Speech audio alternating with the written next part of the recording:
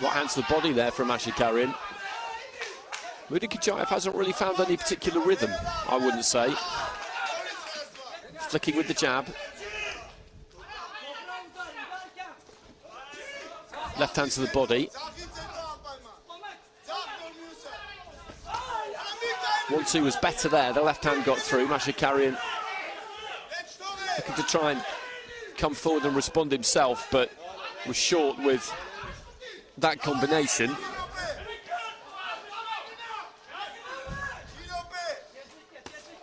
Lead right uppercut landed. Mashakaryan then pursues Muydinkhujaev. And again, in another round where not much clean has landed, punches like that do stand out.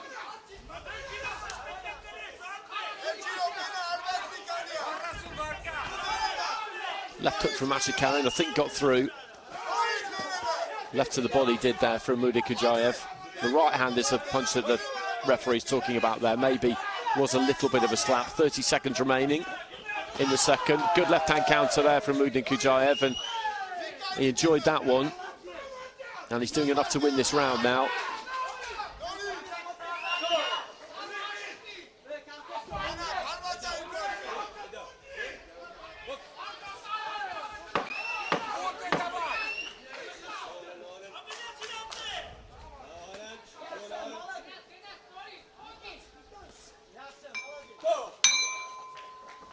That goes the bell at the end of the second, and 3-2 split scoring in the first round. That'll be a 10-9 across the board, you would imagine, to Muydinkhujaev. Heavy favourite going into this fight.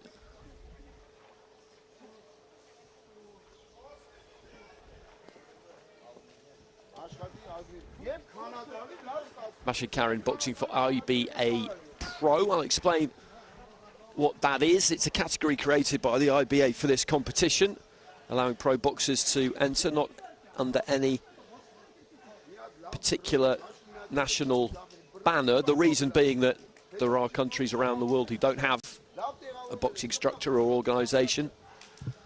Let's have a look at the score. Split scoring again, 4-1 this time. Seconds out. Muydinkhujaev with 3 cards in his favour by a 2-point margin. A 2-point margin in favour of Mashakaryan and 1 drawn. Final round.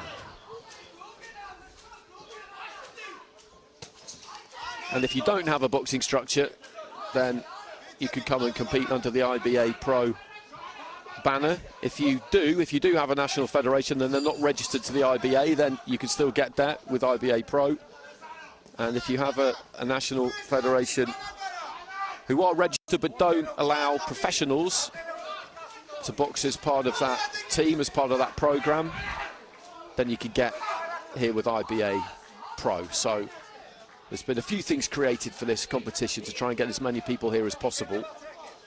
And there's been a lot of fighters here who were in Liverpool for the World Boxing World Championships in September, and that's a really good thing.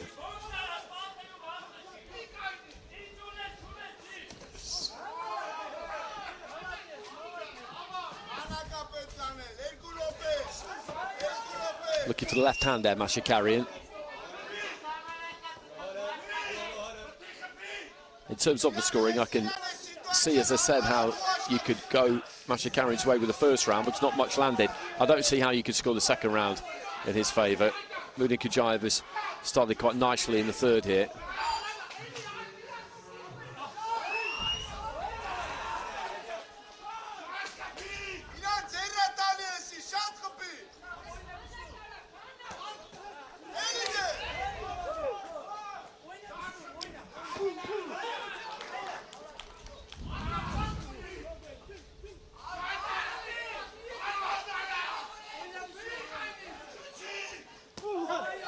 There's that uppercut, just gave himself a little bit of room and caught Mashakaryan as he was coming forward.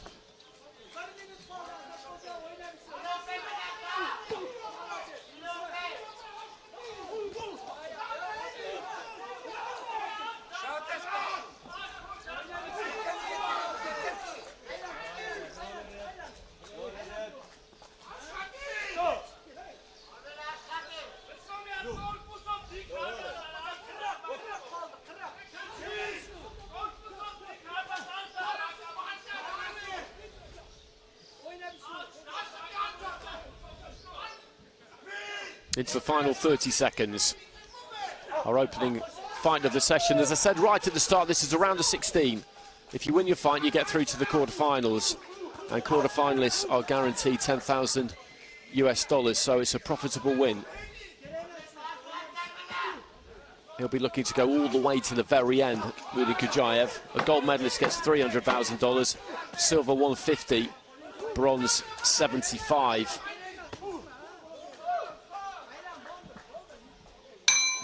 Well, there goes the bell, and that's going to be a win for the red corner. Slow start in the first round from the Uzbek #1 seed, but picked things up in the second and third.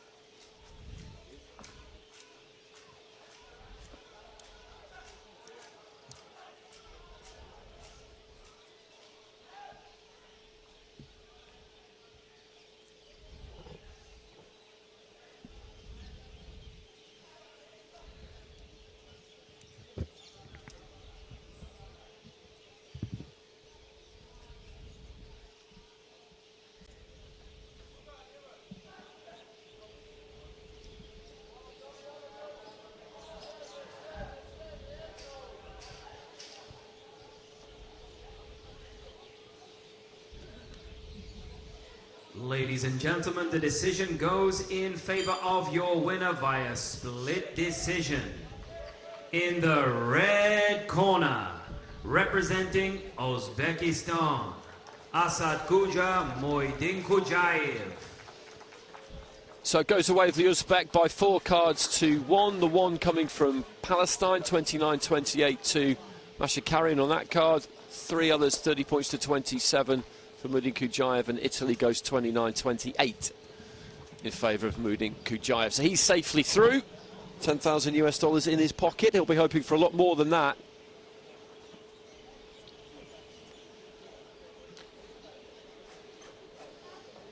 And next up, we've got Cassio Oliveira of Brazil in with Sanatali Toltayev of Kazakhstan.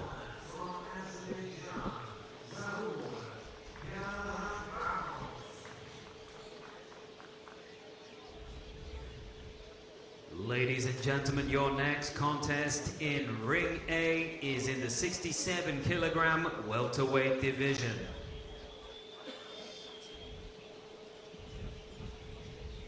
And your referee in charge of the action from Romania is Valentin Iulian Botez.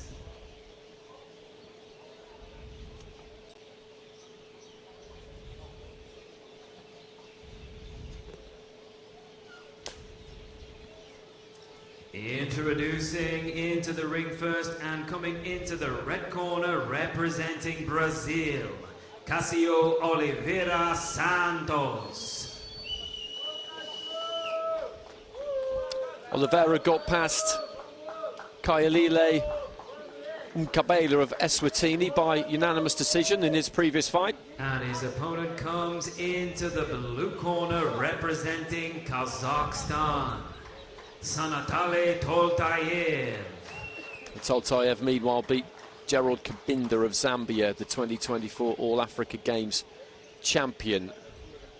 Bit of a swagger about Oliveira, keeps his hands low, punches hard. Your judges for this contest come from Morocco, Colombia, Tajikistan, Armenia and Serbia. Toltayev, plenty of World Championship experience, boxed at the WBC Grand Prix actually in Riyadh this year as well, went out in the quarterfinals. The finals of that are in a couple of weeks. He's got that deliberate prowling kind of style, Oliveira. We've seen it from a few Brazilians in this ring actually. Purposeful, and when they punch, they're looking to do some damage. Toltayev's fight against Kabinda was a good watch. So I expect this to be an entertaining fight.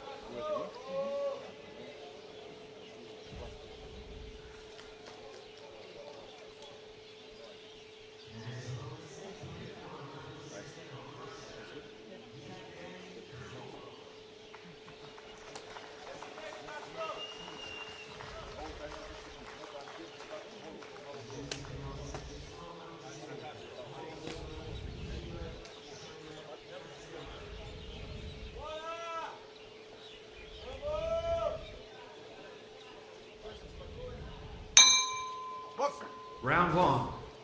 Toltayev straight in with a jab to the body.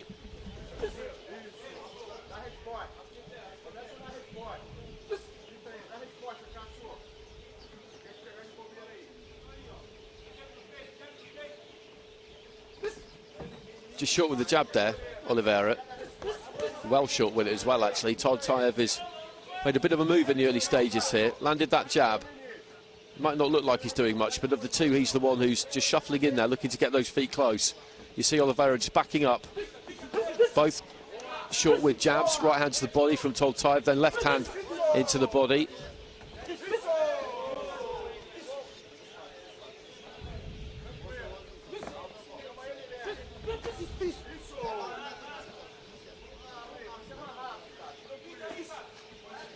Oliveira getting slightly closer, but still not quite close enough. That jab didn't make it, nor did the right hand counter.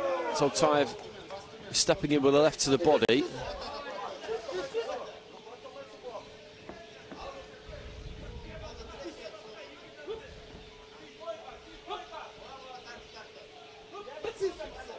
Feint there from Toltayev, and then went downstairs with the jab. Worked well.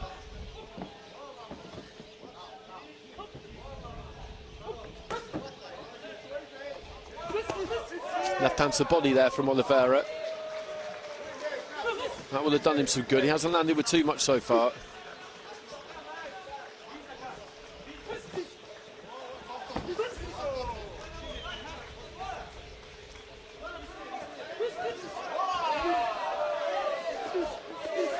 Just shooting that jab. The Brazilian fans like it, but at the same time, it's not really landing. The left didn't land from Toltayev there either, and he's short with the 1-2. Counter there from the Brazilian. Toltayev going down to the body. Into the final minute of round one. Couple of clean shots from either one of these two could take it for them this opening round. There's one from Toltayev, headshot that landed.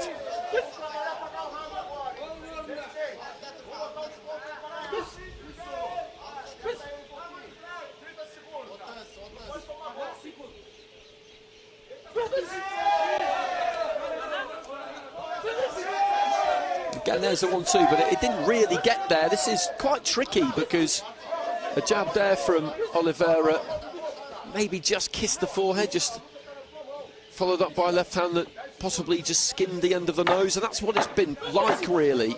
Toltayev early on did take those feet in, and it looked to me like he'd made that move, he'd made that commitment to get a bit closer, but they threw plenty in that opening round, but precious little really landed clean. And the judges are looking for scoring punches, and they have to be delivered with the knuckle part of the glove to the scoring area. And if you land, and it's a scoring punch. That's the main difference between amateur and pro boxing still, is that in the professional ring, to win you need to hurt someone, really. You don't have to, but more often than not, you need to hurt people. You don't want to just hit the target, you want to hurt the target. That's not necessarily the case in amateur boxing, you need to hit the target. And Toltayev gets it 10-9s across the board, and that's the way I would have gone. I felt like he did do a bit more in terms of the clean punching. We saw a right hand towards the end of the round. Seconds out. And Oliveira's got to take his feet in closer here. The way he delivers punches looks good. He's got some technique and ability. Round two. But he has to commit with his feet more.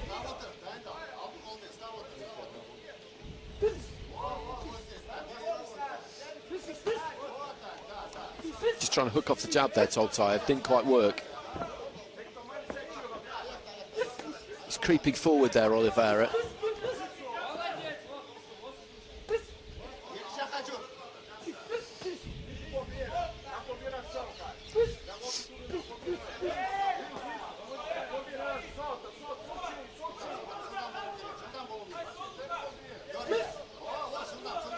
Just swapping jabs.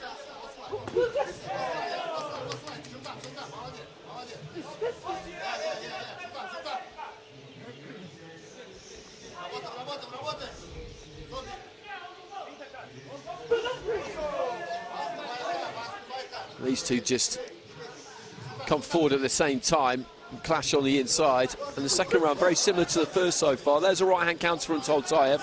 That one has scored. Left hand got there that time from Oliveira. The second one stronger than the first. But they both made it to the target, just about. Jab there from Toltayev.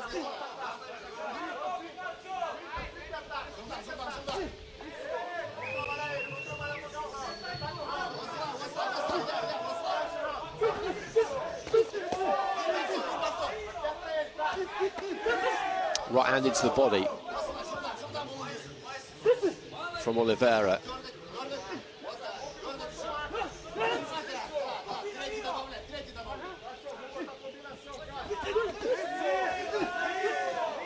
Body attack there from Oliveira.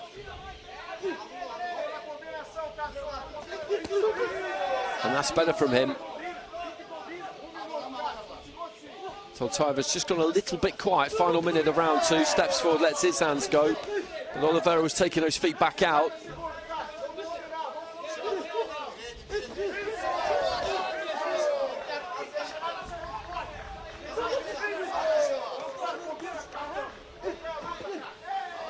Right hand into the body there from the Brazilian.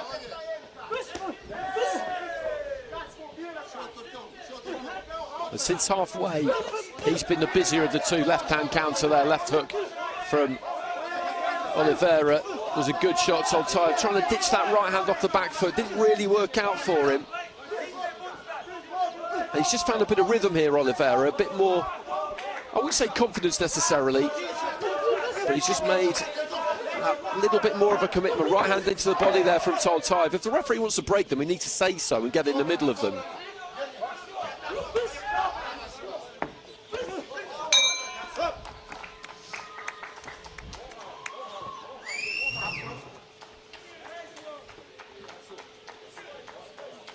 Well, it was 10-9 in favour of Toltayev at the end of that first round, and hopefully this will be teed up at 19 apiece, because that was an Oliveira round.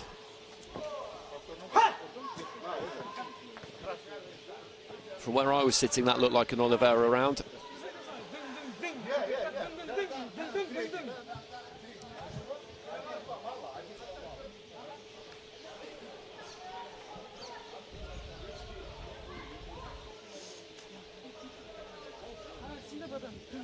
He hasn't got it. Toltayev with 10-9s across the board again. There wasn't loads in it. My personal opinion was that the Brazilian may well have done enough there to level this up, but he hasn't. And it's a 2-point margin on all 5 cards.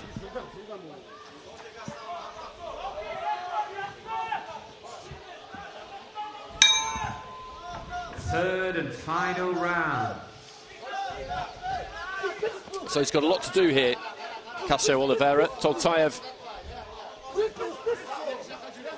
really needs to just avoid disaster. It's not that difficult to lose around 10-8 in IBA boxing. The scoring criteria is clear. 10-9 for a close round win, 10-8 for a clear round win, 10-7 for a very clear round win. So you don't have to bash somebody up for 3 minutes to get a 10-8. Absolutely not.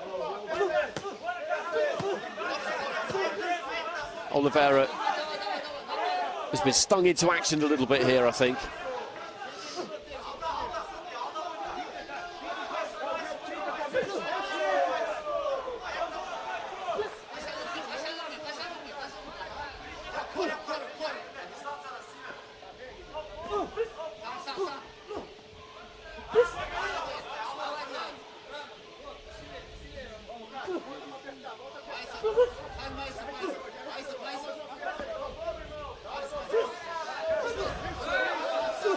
Little uppercut on the inside there from Toltayev was a good shot.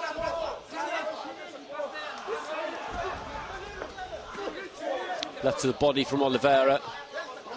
Had a quick look at the referee there, I'm not quite sure why.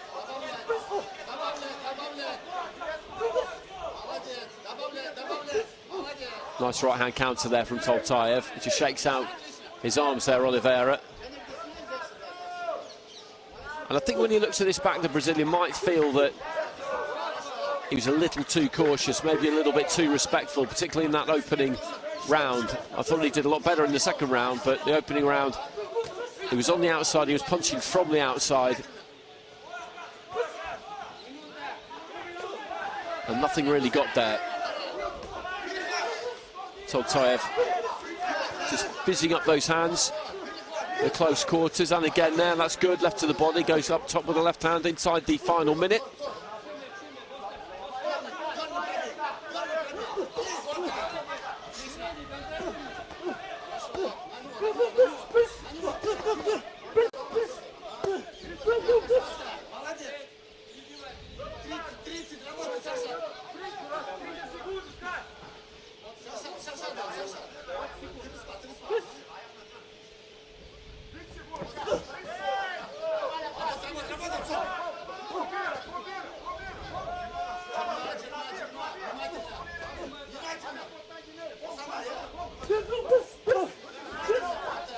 Good body attack there from Toltayev, right at the very end of the fight.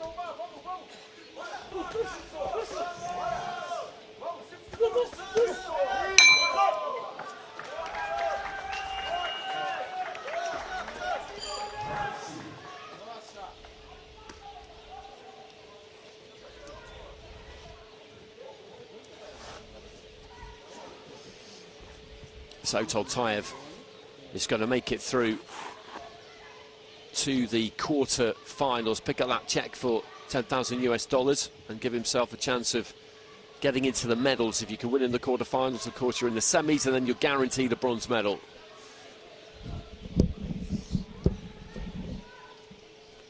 Ladies and gentlemen, the decision goes in favor of your winner via unanimous decision.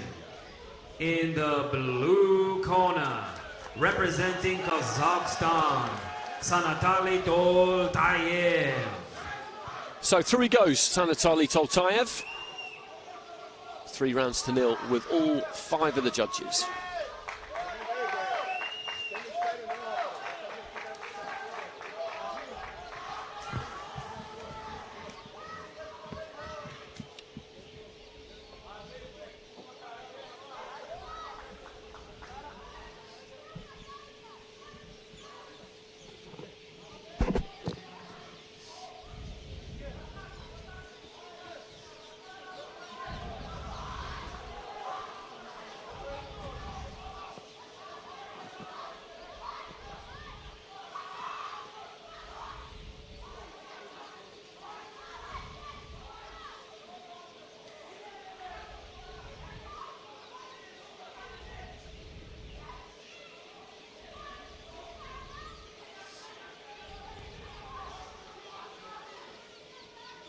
Ladies and gentlemen, the next contest in Ring A is in the 67-kilogram welterweight division.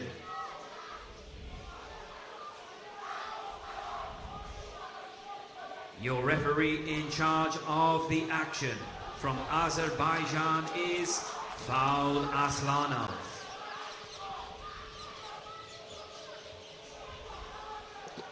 Introducing into the ring first in the red corner, representing Tunisia, Zakaria Romdhani.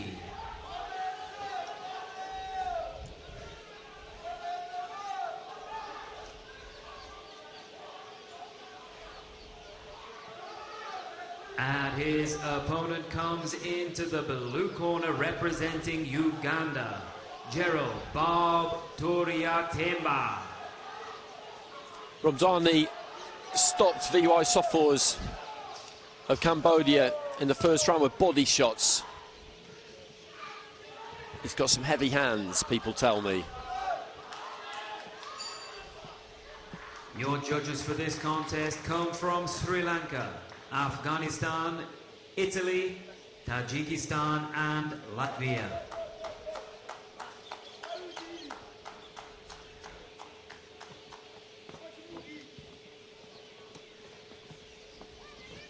All-African bronze medalist in 2024.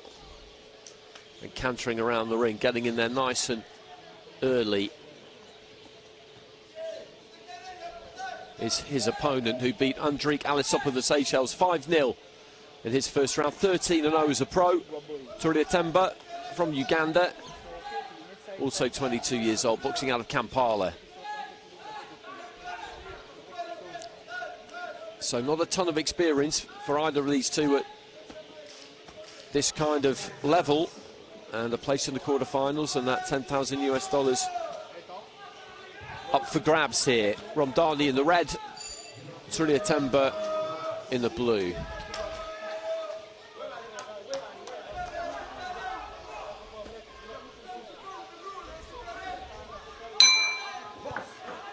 Round one.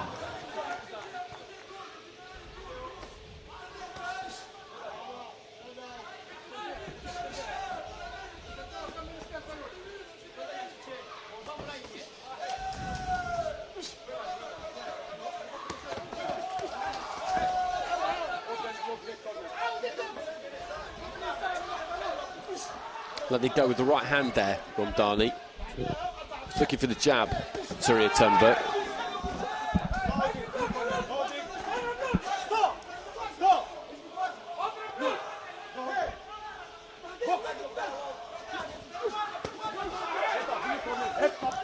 These two just clashing a bit on the inside. They're both coming together at exactly the same time. You look at Romdhani, he dips his head as he comes in. Every single time he throws, there it goes again. A head clash is a possibility here. I'd imagine it is in any fight that Romdhani's in. It's like a reflex action almost. Every time he lets his hands go, he dips a bit at the waist and the head comes down. He's got the length and the reach here, Turyatemba, to do this differently, but I think he's one of these tall fighters who just likes to get up close. The jab there, he steps with it, and that travelled into the chest. It'll be interesting to see if he can throw a straight left hand off the back of it. I didn't see that first fight. That was over in ring B. Good left hand there from him. Romdhani was just looking slightly disorganised. And with Romdhani, as he comes in, if you can take a step back and give yourself some room, then you're in business, because every time he throws that right hand, watch his right foot, it comes round and he ends up square and immobile. If you trigger that right hand and it's coming, you know it's coming, take that step back and he will end up standing in front of you. There we go, throws the right hand, the right foot comes round and forward. And again there, he almost jumps in. If he could just back up a bit here, his opponent, Turyatemba, then he could really be in business.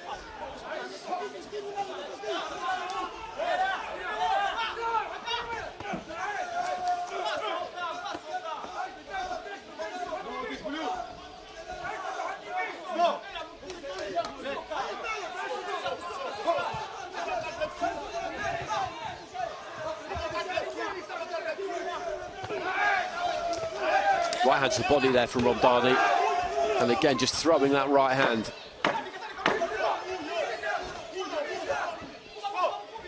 Tangle of limbs there as we head towards the end of the first round. Well, the bell does go. He heard something else there, Romdhani, but the bell in our ring hadn't quite gone.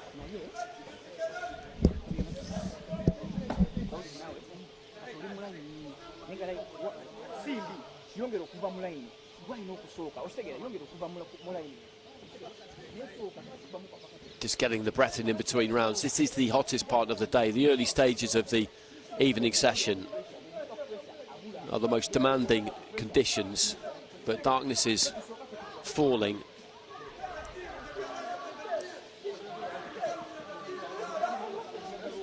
I'm not sure how you'd score that, because there was a flurries of arms all over the place and collisions and all the rest of it.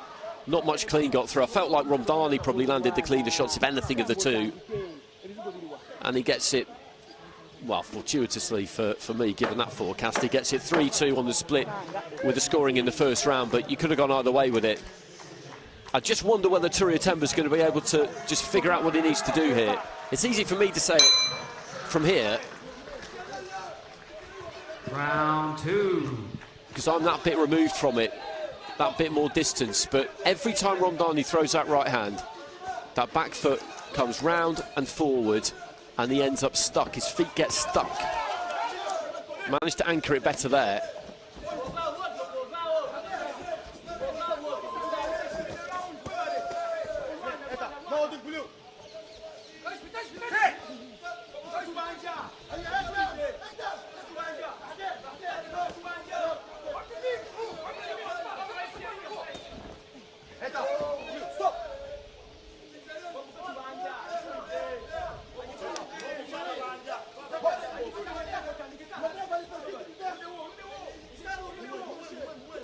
Turyatemba with a decent 1-2, but the gloves are up there from Romdhani, but that's more like it for Turyatemba when he's looking to attack.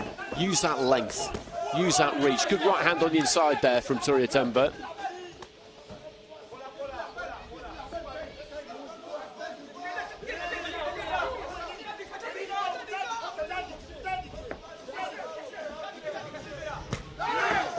He's doing a better job of staying side on this round, Romdhani. When he throws that right hand, he's keeping that back foot much more stuck to the canvas.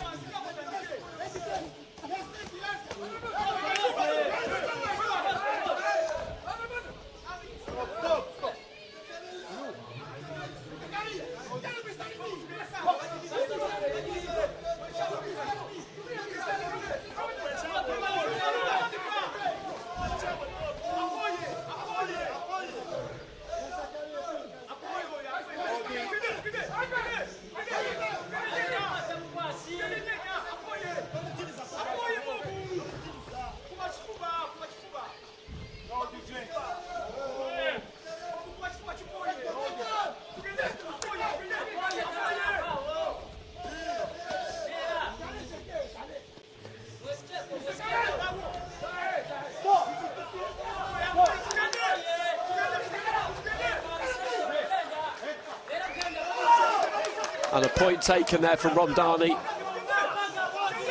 for the head. We pointed it out right at the very start that the head dips every time he throws, and that has proven to be the case. A point deduction in a fight like this, in any fight, but particularly one like this, is not really what you want. And I do wonder if he's feeling the pace a bit here, Romdhani. Looking at him at the end of that first round, he was breathing quite heavily, and I think he is just struggling a bit with the pace of this. Turyatemba, on the other hand, is not. And you look at him there just with the guard up, mouth is open. And this is here for the taking, I would say, for Turyatemba. Final stages of round 2. He's been much the busier in this second round. Has landed some decent shots. He's got the point deduction as well.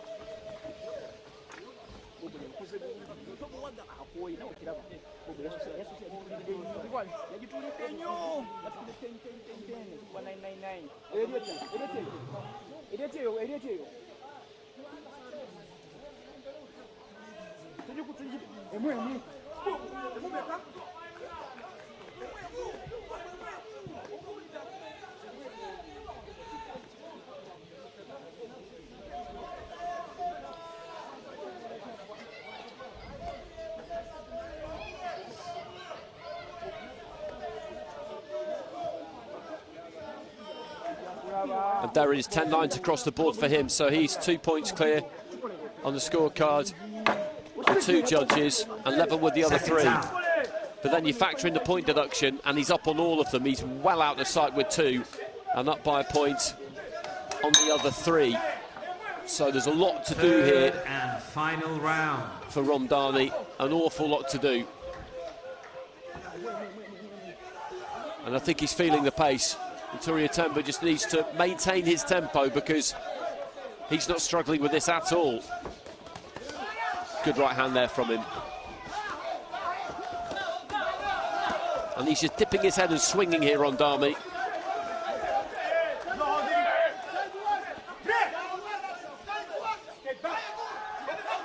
He hasn't really shown us much in the way of technique, the Tunisian fighter. I don't want to be rude, but it's just a fact.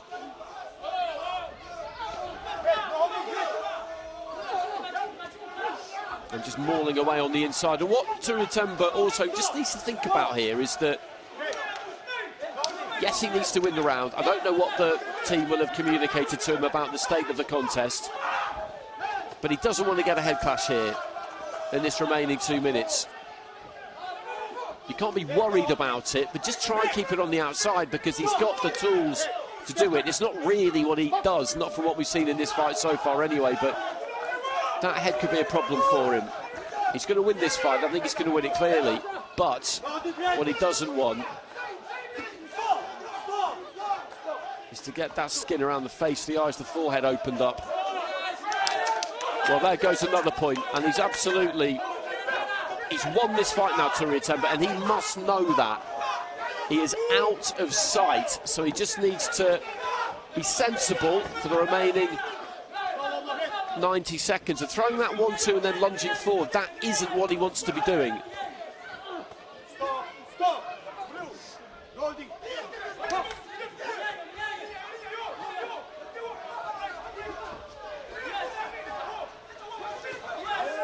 Good combination.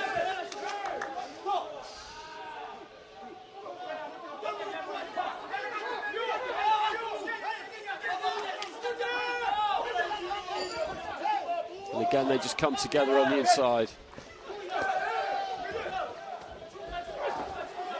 It's the final minute.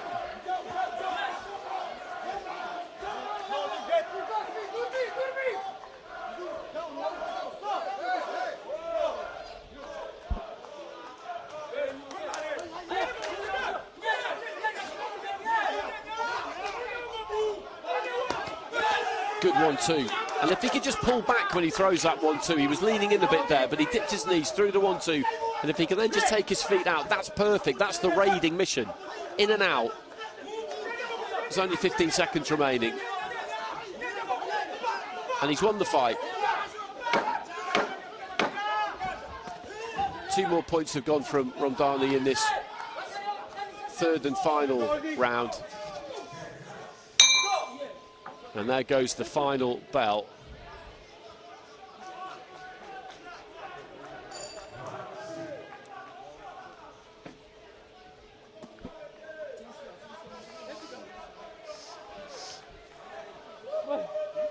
And a place in the quarterfinals beckons for Turyatemba, for Bob Turyatemba.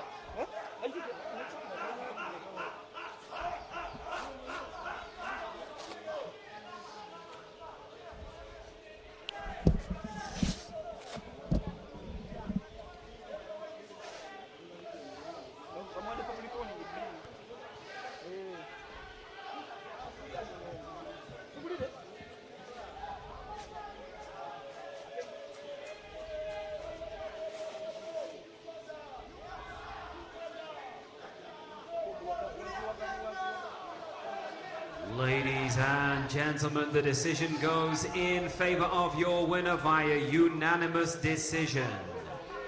In the blue corner, representing Uganda, Bob Turyatemba. And wide scores,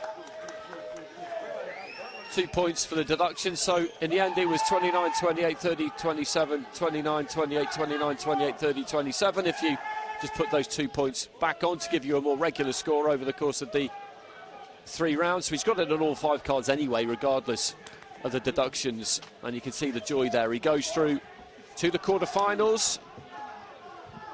And there's the $10,000. I'm going to keep mentioning it because it's significant. It is significant.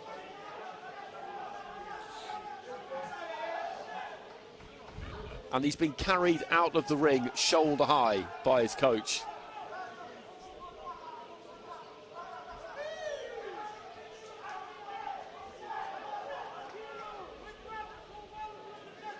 And every reason that he should be.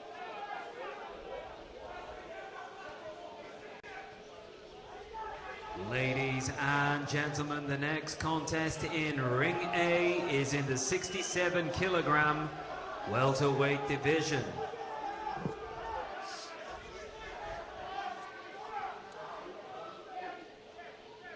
Your referee in charge of the action from Colombia is Juan Carlos Fernandez Mora.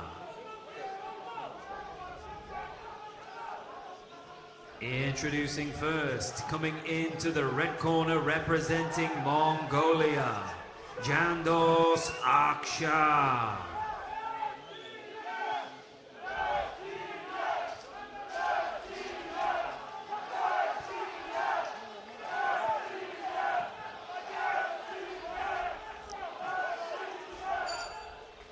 And his opponent comes into the blue corner representing Moldova, Alexandru Paraschiv. So this is Askhar in the red, national champion of Mongolia, beat Simamkeli Demasi of South Africa 4-0 in his first fight. Your judges for the contest come from Afghanistan, Armenia, Serbia, Kazakhstan and Morocco.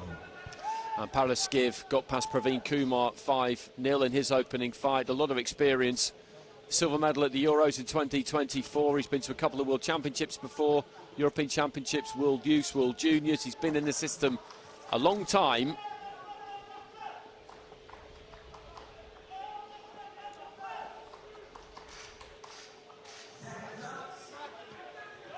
Final check from the referee. I just mentioned Turyatemba being carried out shoulder high by his coach. The reason for that is that the split of the prize money is 50% to the fighter, 25% to the federation and 25% to the coach.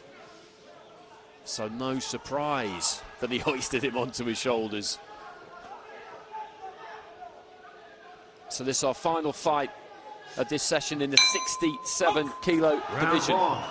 Askhar, Mongolia in the red, Paraschiv, Moldova in the blue.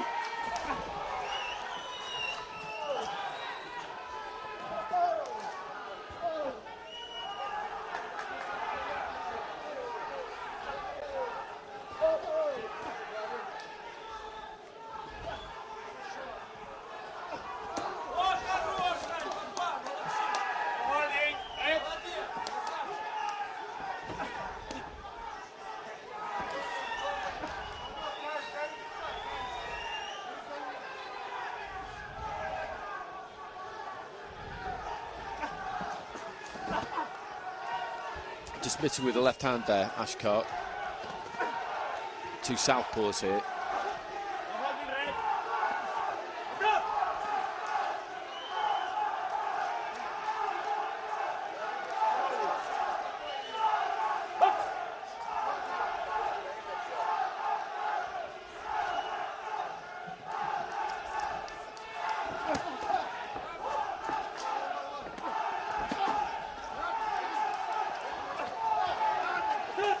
Cramping himself for space there a bit, Paraschiv, and then just choosing to lift his opponent up, maybe demonstrate a bit of physical strength midway through round one. The referee was always going to have a slight word about that. Left hand into the body. Askhar a little bit slow to get going again there after the instruction to continue boxing. He offered up that body and didn't really move when Paraschiv threw the punch. And again, as he comes forward there, Paraschiv, his opponent comes forward and they clash. There's a bit of damage on the corner of the left eye there for Askhar that he's brought in from a previous fight. And if that were to open up again due to a punch, then of course, should the fight then be stopped because of the cut, then that will be a win for the opponent. For opening it back up. Sometimes it's not the hardest thing to do, and he's dabbed at it a couple of times here already.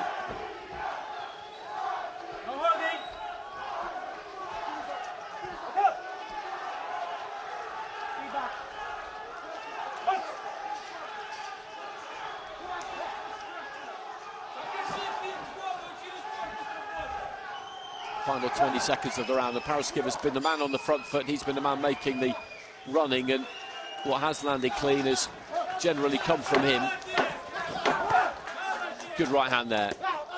And it's a pretty dominant round for him.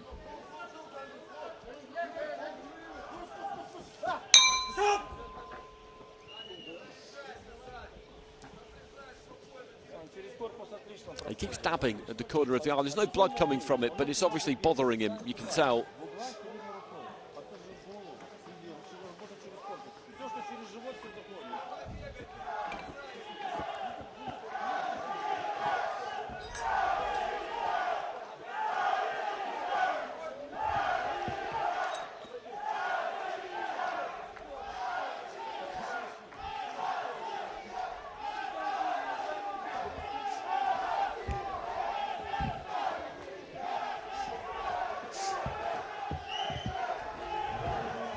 And 10-9s across the board there for the Moldovan. Good start.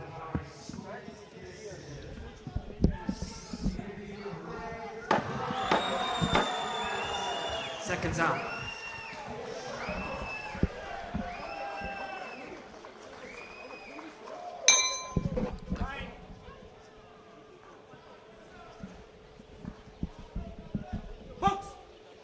Round 2.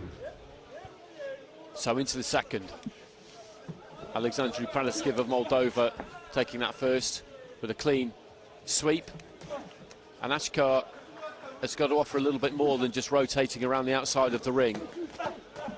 Tries to step off the ropes and let his hands go right into the body there from Paraschiv. But there's a slightly panicked look about Askhar. When Paraschiv closes in on him, it's like watching two fighters boxing at different paces. One seems to have plenty of time, the other one seems to be fighting in fast forward, and that's what you get when one fighter does manage just to induce that slight bit of panic in the other, and I think that's what we're seeing here. He's wary of his opponent, and you just look at the way he's moving, it's quite frenetic. Paraschiv, on the other hand, is very methodical, very deliberate.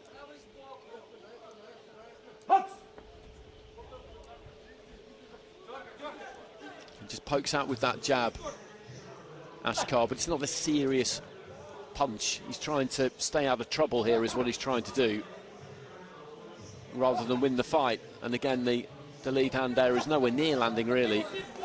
And Paraschiv just stepping in. Could be a bit bolder here, actually, if he wanted to be, Paraschiv, because should he get caught with something on the way in, I don't think it's really going to bother him overly. Little feint from Paraschiv.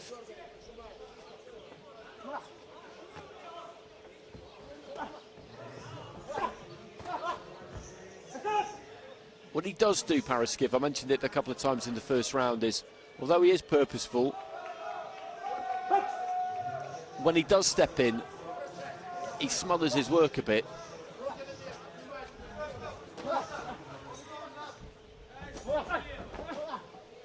Although that is partly down to the fact that Askhar is looking to try and get hold of him as quick as he possibly can. Into the final minute of round 2, and again he just dabs at that strip of tape on the corner of the eye. Long left hand there from Paraschiv, that landed. Good strong jab. And just stepping in, this is the right range for him, and the referee gives a standing count. And that tape has come loose, and he's looking around the ring and he's feeling a bit sorry for himself, I think. He kind of has done from the start of this contest. It's been a curious performance. He's a national champion from Mongolia. I wonder whether there's just something slightly wrong with him, because this is not the kind of performance you would expect, quite honestly. Throws the left hand, that's a bit better.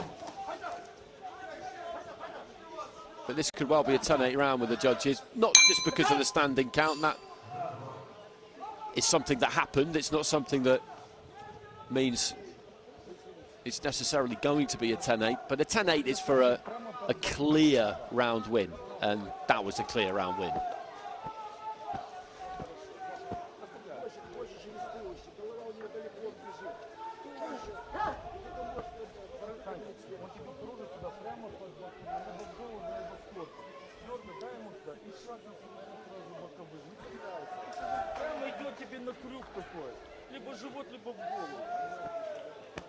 He's cruising here, Paraschiv, I think.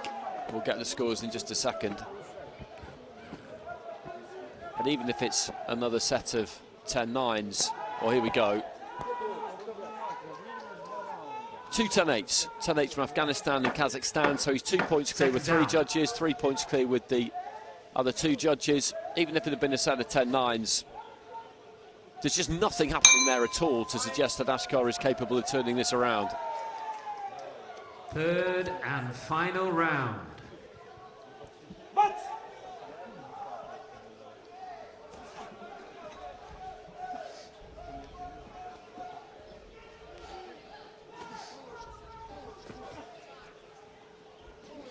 Paraschiv again just on that front foot, takes the left hand to the body. As I outlined at the start, very experienced fighter. This is his 3rd IBA World Championships. Been at the World Youths, the World Juniors, European silver medalist in 2024. So he does outstrip Askhar in terms of top-level tournaments. Left into the body.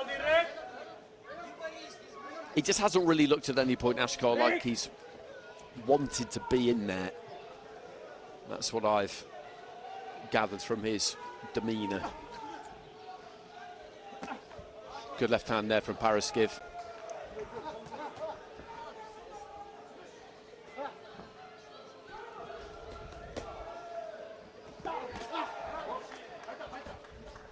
Good jab.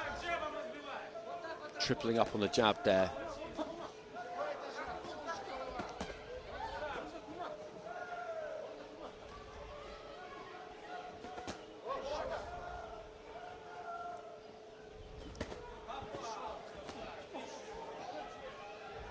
Strong connection that time again from the Moldovan.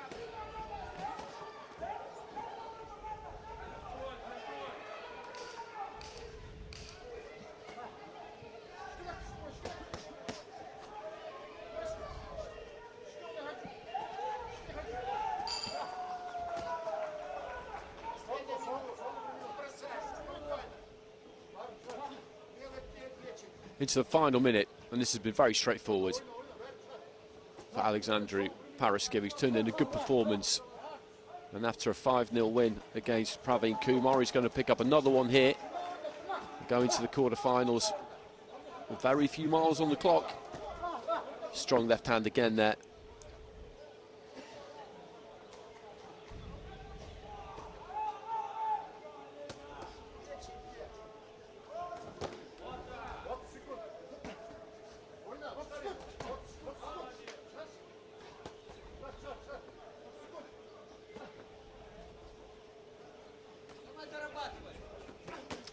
Turns orthodox briefly, standing count. Again for Askhar.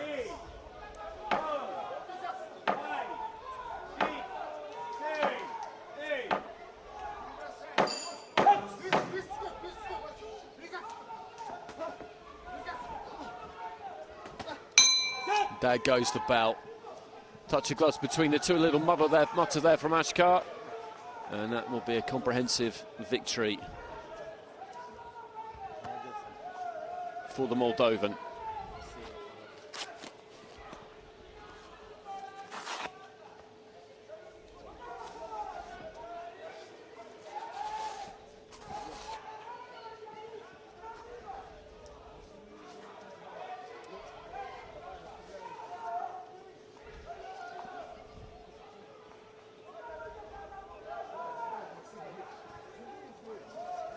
Ladies and gentlemen, the winner of this contest via unanimous decision. In the blue corner, representing Moldova, Alexandru Paraschiv. So through he goes, comprehensive. Couple of 10-8s from Afghanistan, one from Armenia, two from Kazakhstan. Regulation 30 points to 27 from the other two judges. It was like a spar for him, really, to be honest. I'm not sure what happened there with Jandos Askhar. I don't want to harp on about it, but in my eyes, that's not really a performance befitting a Mongolian national champion, but ladies and gentlemen, there could be reasons behind it. Contest bout 225 has been declared a walkover contest. Therefore, heading into the next round of competition representing Cuba will be Arlen LOPEZ. So robbed of the opportunity of seeing Arlen LOPEZ, which is annoying. He was due to be facing Ridha, Talib, Jabbar. He would have been a heavy favourite in that fight against the Iraqi. Nothing's ever guaranteed, of course, but he's won one fight against Bahram Malkan, the legendary Cuban, and now he gets a little bit of a rest before taking his place in the quarterfinals. Ladies and gentlemen, your next contest in Ring A is in the 80-kilogram light heavyweight division.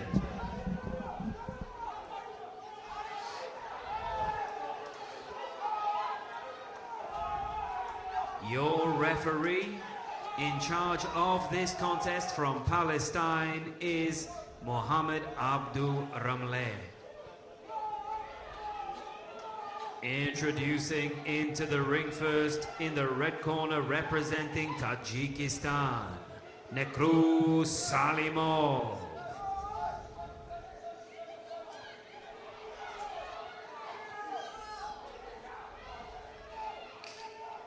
And his opponent comes into the blue corner representing North Macedonia, Arjan Iseni. We saw Salimov against Anvar Nasruddinov. He beat him 4-1, an Asian Championships bronze medalist from Cambodia. Good fighter, Salimov, tall, likes it at mid-range. From Dushanbe, two-time national champion, been to the World Championships before.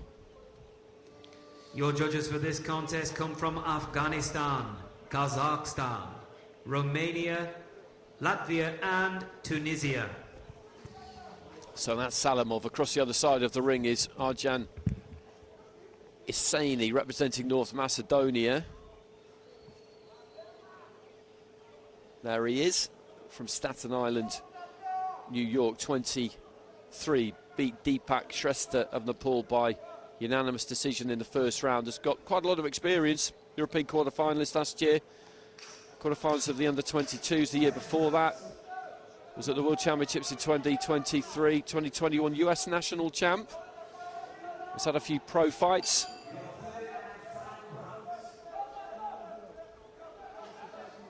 A couple of tall fighters here. Good jab, Iseni.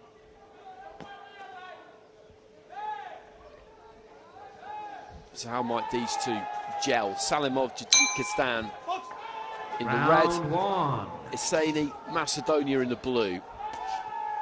Salimov orthodox.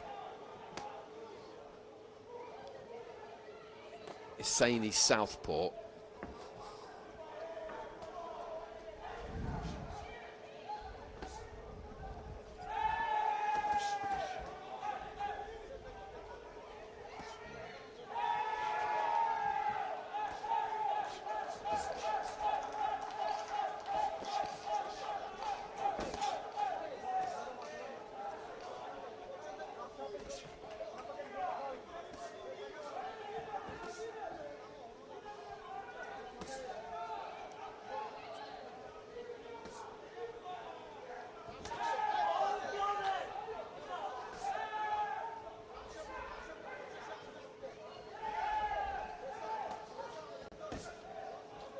Looking for that left hand, Iseni. He doesn't quite land it. He's been busy with that lead hand, busy enough anyway. Salimov trying to come back with his own little uppercut on the inside there from Iseni. Salimov fires with that right. He's got to get inside that jab, Salimov. That's what he has to do. Iseni steps in there. I think one punch out of that three-punch combination might have landed midway through round one.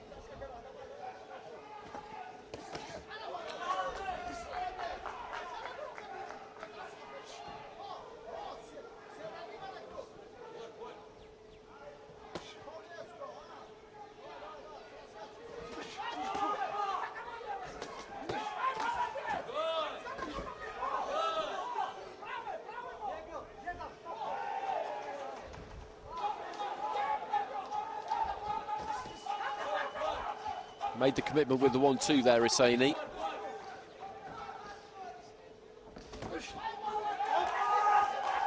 Salimov trying to close the gap nice and quick there. Cramped himself for room. Left into the stomach there from Iseni. The left hand might have got through there from Salimov. I think he did, but not completely clean.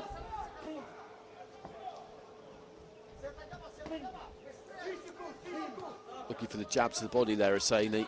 And he uses those long levers pretty well. It's not a massive weapon, that jab, but he throws it often enough. Salimov trying to pick his moments to come steaming in.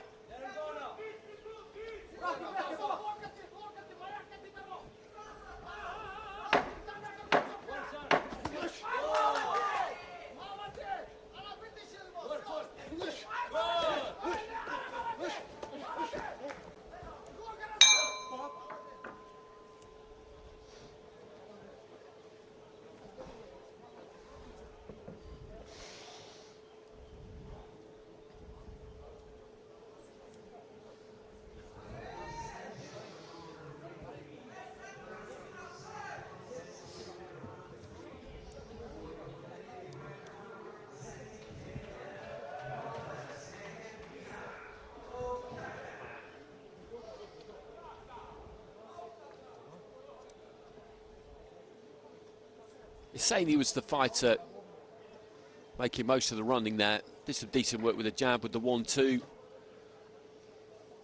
Gets 3 out of the 5 cards. I would have gone his way myself, but you could make an argument that not that much clean really landed from either one of them.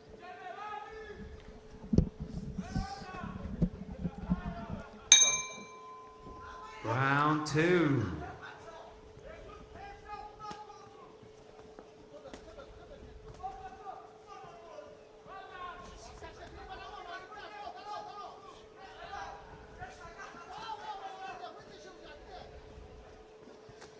So Iseni in the blue, Salimov in the red. Iseni with 3 out of the 5 scorecards in his favour after that first round. Salimov needs to do a little bit more here to try and get inside the jab. He's waiting. And then every now and again he'll just go, as he does there. He gets onto the shoulder. And then Iseni is able to tie him up. He just sits down a bit more on the right hand that time. That's better from him. One thing I noticed in his first fight is that he likes it at mid-range. Left hand came back from Iseni. He wants to try and suck Iseni into having a fight here.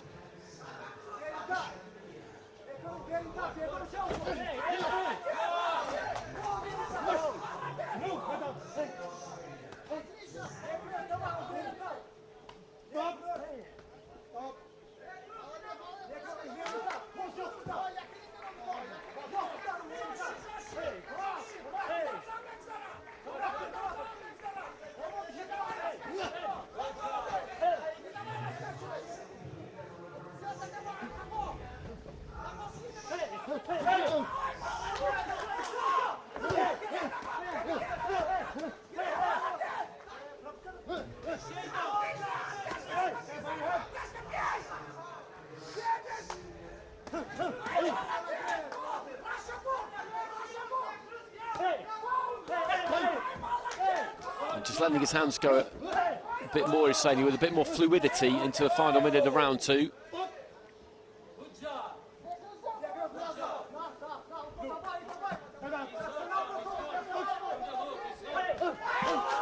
Counter right hand there from Salimov, and another good short right hand. Split scoring at the end of that first round. It's been kind of give and take in his second as well.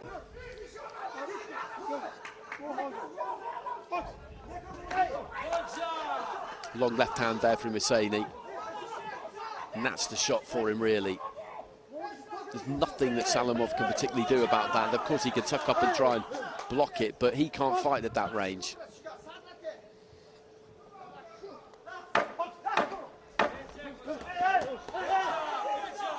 Couple of good punches into the body there from Iseni. Salimov tries to force things a bit towards the end of the second. There goes the bell.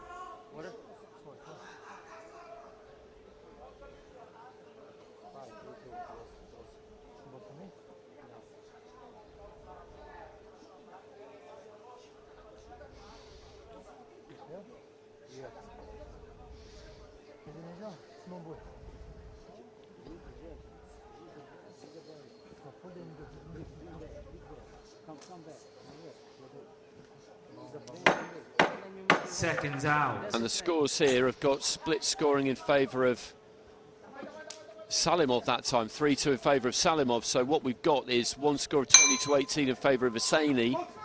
Third and final round. Same score in favour of Salimov, and 3 level. I thought that was an Iseni round myself. I thought it was quite clear. But this is set up very, very nicely. Those 3 drawn cards. If it's a 3-2 split at the end, remember, it goes to the 2 additional scores from our observer and our evaluator. They will be triggered with a 3-2. And essentially we will have a 7-card fight. But it's all about those 3 drawn cards for the 5 scoring judges ringside, at least anyway, because the way this fight has gone, 10-8 in this final round, you would say are not that likely, although always possible. Salimov is trying to let his hands go on the inside, up on the ropes right above us.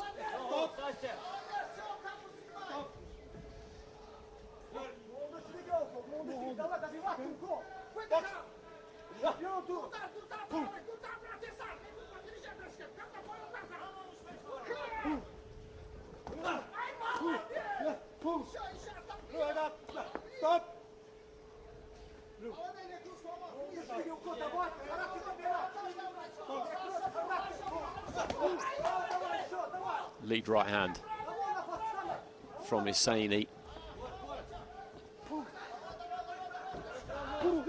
He just falls over his own feet there as he came forward.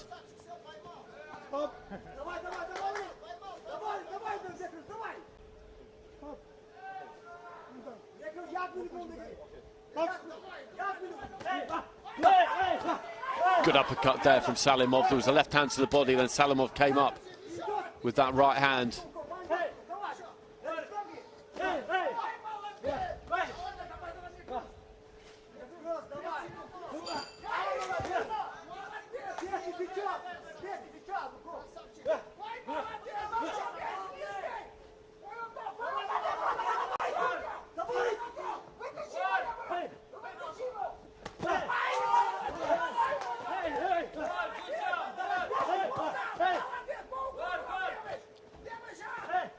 Heading into the final 30 seconds.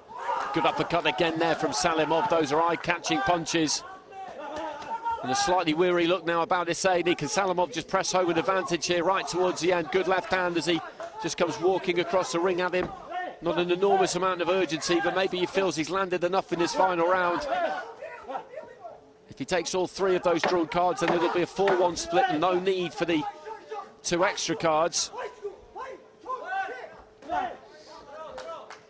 And the bell going to ring any time. Well, there we go.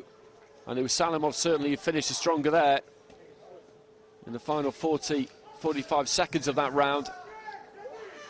And it was poised at 1-1, remember, going into that final round. And what I mean by that is that the fighters had 1 card each that was under their control with a 2-point margin, and the other 3 cards were drawn. And Salimov, I think, has done enough there to take those 3 drawn cards that he needs, and with it the win.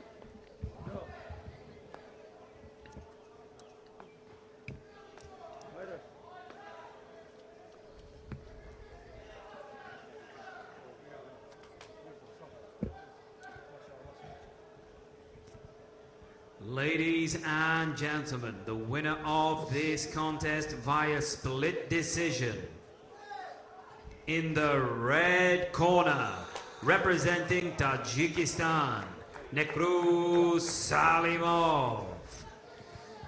So Salimov gets a very tight first round. I thought the second round myself was an Iseni round. It didn't go that way on the cards. The third round was Salimov's. So it was a close fight. It was a close fight. And he gets it on a 4-1 split.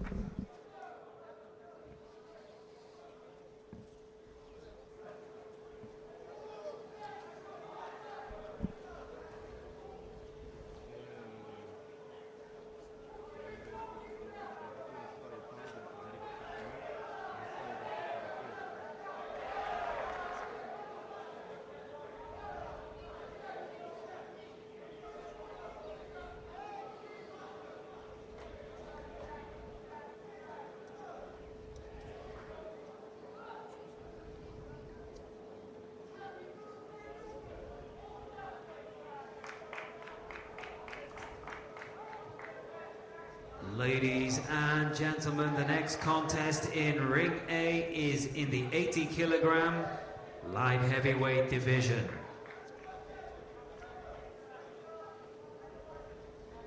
Your referee in charge of the action from Sri Lanka is Mohammad Safrask. Introducing first, coming into the red corner representing Israel, Daniel Ilyushonok.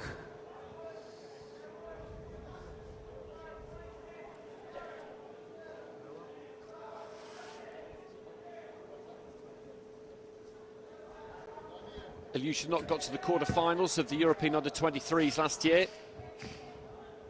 And his opponent comes into the blue corner representing Serbia, Agejev Artom.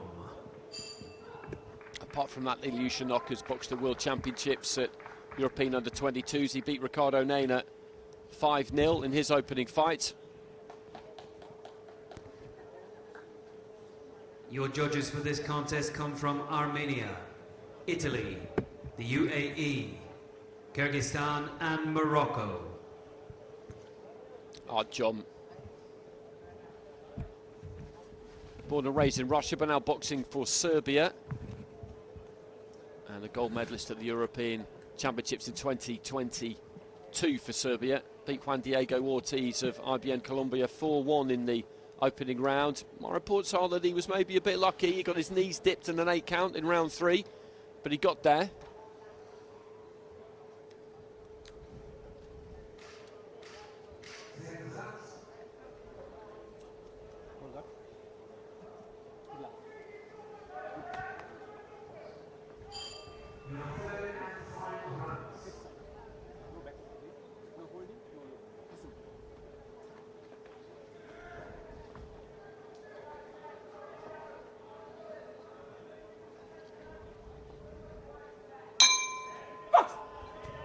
Round 1.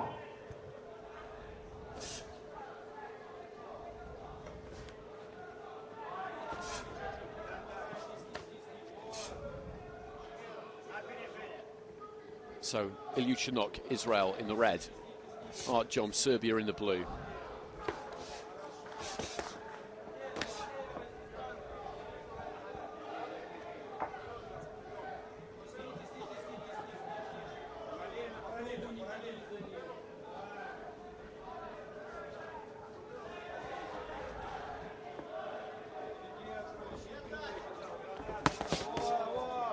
Just letting his hands go with a bit of purpose there. Artyom, big tall fighter Ilyushonok, stands up fairly tall as well, plants those feet wide. Looking for that left hand counter there, Artyom. When he throws that jab, he's got to bring it back quick, Ilyushonok, because Artyom's looking to go straight over the top of it.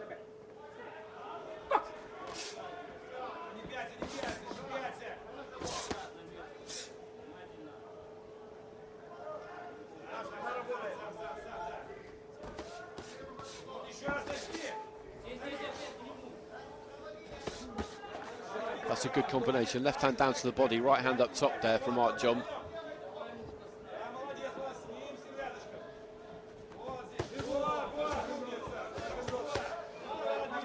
Finishing on the right hand to the head. The body shots were blocked by the elbows, but that meant the gloves came down a bit, and when he went upstairs he made contact, and he's setting about Ilyushonok a bit here, Artyom. He fancies this. I don't think he thinks that much is coming back from his opponent currently.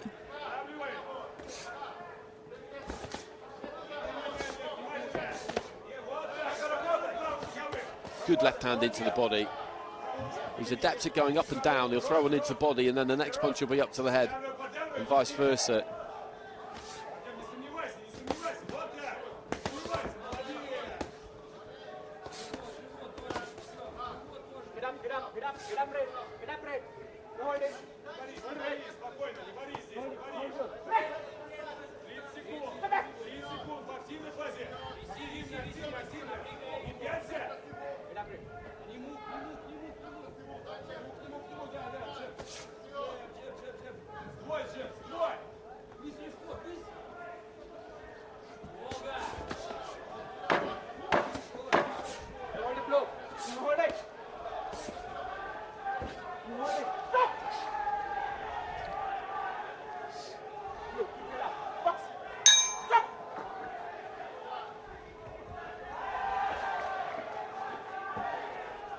So end of the first round, and Artyom was nice and positive for the duration there. Got on top of Ilyushonok a bit.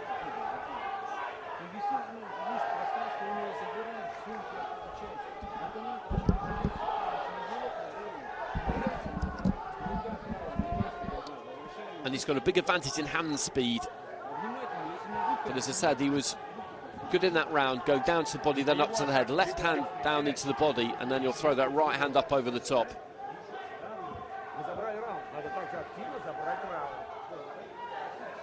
And it was a clear round to score, an easy round to score. 10-9s all the way there for Artyom. And Ilyushonok's got to click up a gear here. Seconds out. Place in the quarterfinals, the $10,000 on the line. Round 2.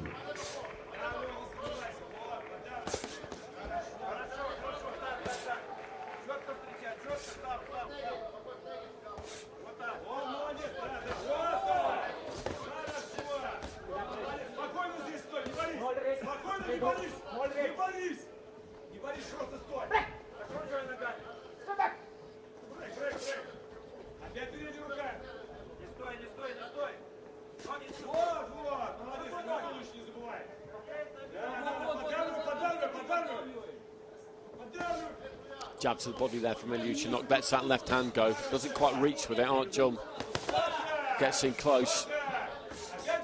Ilyushonok has tried to lift it, I think, in this second round so far. He's throwing more punches.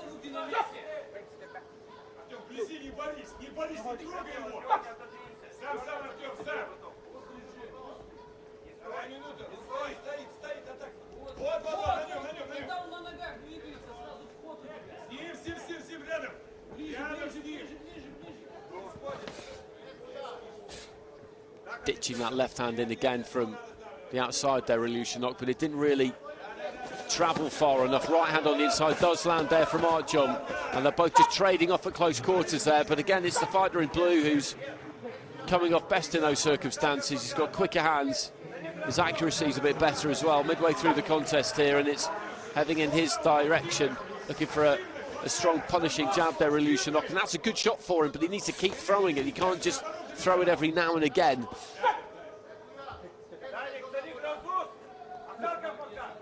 He is tall and he stands tall as well, and he doesn't necessarily use it all that much. Look at Artyom there, just creeping in, inch by inch, till he gets close enough, and then he'll punch. Ilyushonok, whilst he's doing that, just throw that jab. There's no reason not to throw it.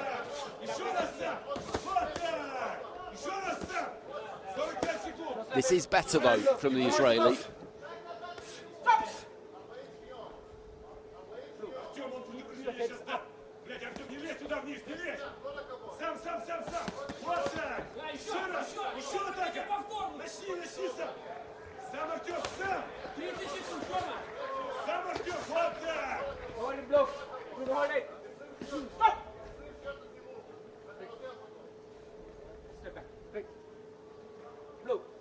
Keep your head up.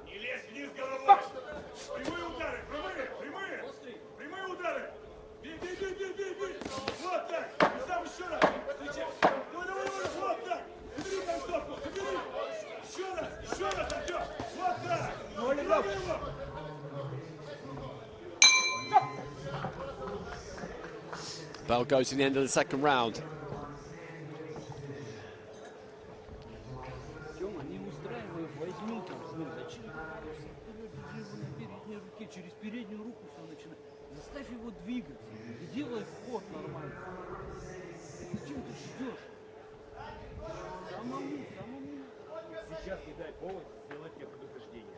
Никакой возни, блядь, понятно, да? Никакой возни, передняя рука, сдавливает, что-то он хочет сделать, руки к себе, не бороться, понял, не бороться, освобождай руки, вставай в стойку, метай, сейчас холод, дать тебе предупреждение, понял, да? Активная передняя рука. It was a better round for Ilyushonok, but not enough to win it. Artyom gets it 4 out of the 5 cards, so he's got a 2-point margin there. Seconds out. With 4 judges, the other one is level.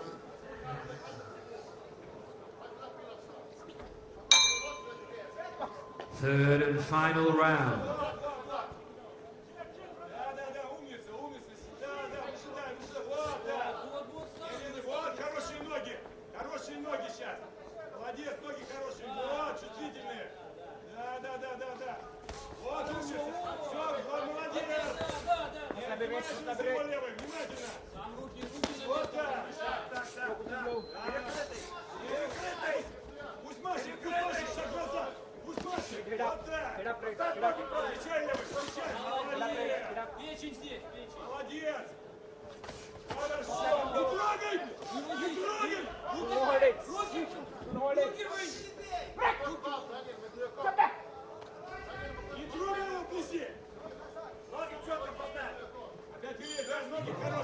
Ilyushonok just looking for the jab there, but he's got to make a major move in this third and final round now. And just dipping the head as he comes forward. And Artyom has had this measure right from the start of the fight, to be honest. And he's made quite easy work of this, the truth be told, the Serbian. Again, you look at that front foot. He's just tapping the canvas, just moving it incrementally forwards. And he's happy to wait for Ilyushonok to fire off first because he backs his hand speed. And if he doesn't, then he's happy to let his hands go. Midway through the round.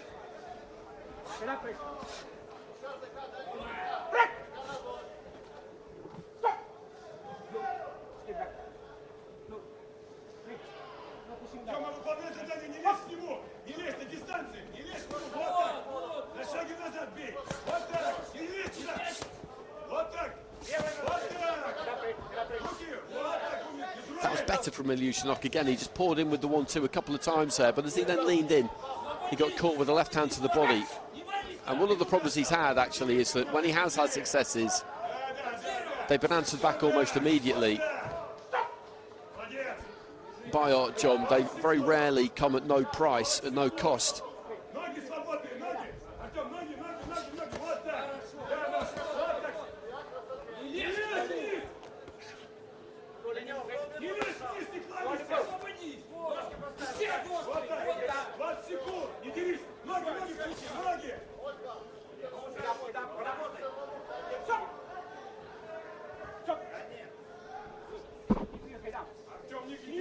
Closing stages, and we know that it's going to be Agejev Artyom of Serbia who's going to go through here. Tough fight against Juan Diego Ortiz of Colombia in his opener, but he's made quite easy work of this one, to be honest with you.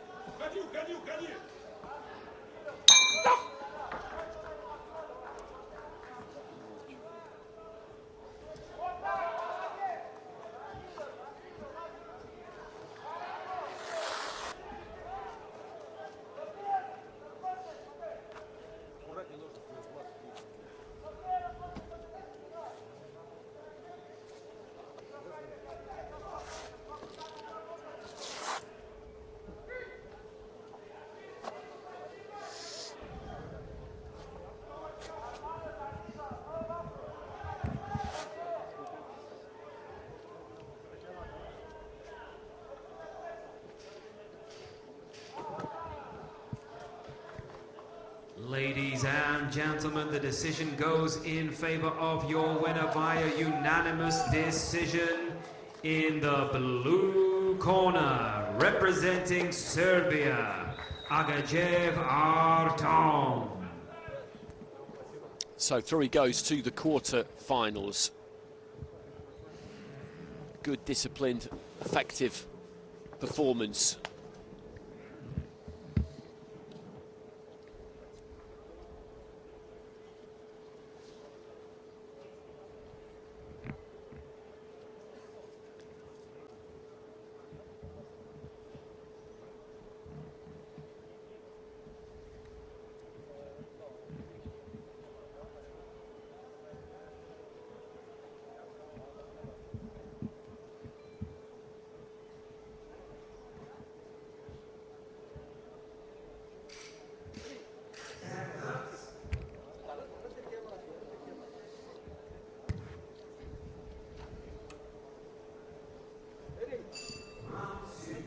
Ladies and gentlemen, your next contest in Ring A is in the 80-kilogram light heavyweight division. Your referee in charge of this contest from Latvia is Sergei Petrunian.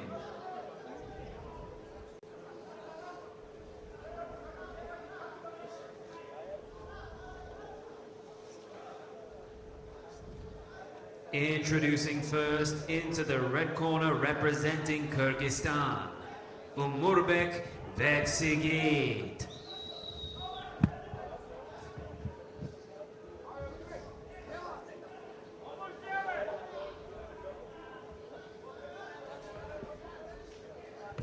And his opponent comes into the blue corner representing Uzbekistan, Ummataliev. So there's Bekzhigit, 25 from Bishkek. Went to the World Boxing World Championships. Went to the last IBA World Championships. Got a bronze medal at the Asian Championships in 2022. Your judges for this contest are from Egypt, Azerbaijan, Afghanistan, Tajikistan and Colombia. And this is actually his fourth IBA World Championship. Bekzhigit, which at 25 years old is pretty impressive. But what is certainly impressive is the resume of Jabbar Ummataliev, 20 years old from Tashkent, the World Boxing World Champion from 2025, from just a few months ago. Asian Champion in 2024, the same year he won the Stranger. Year before that he was Asian Youth Champion. Year before that he was World Youth Champion. You can't do much better than that. So far he's beaten Dassel Fanchet of Seychelles and Cedric Belloni Duliep of Haiti. Bekzhigit has beaten Mikel Talmidis of Greece. And that was an interesting fight. He lost the first round 4-1, won the second 4-1, so he was really teed up and then they went at it, I'm told, in the final round. And he won it to take his place against Ummataliev, who's in the blue, Bekzhigit in the red.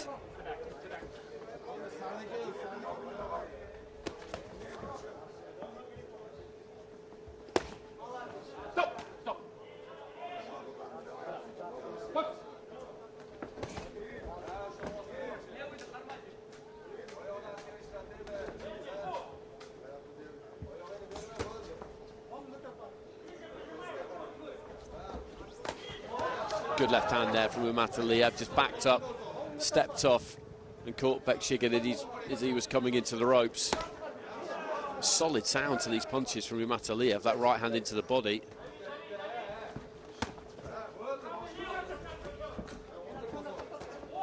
Stop. That was a bit low.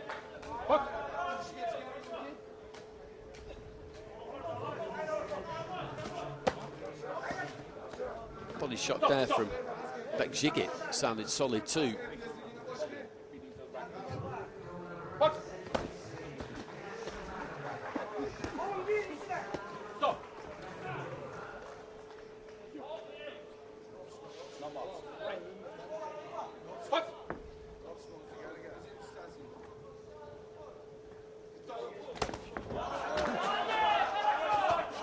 Nice left hand there from Ummataliev.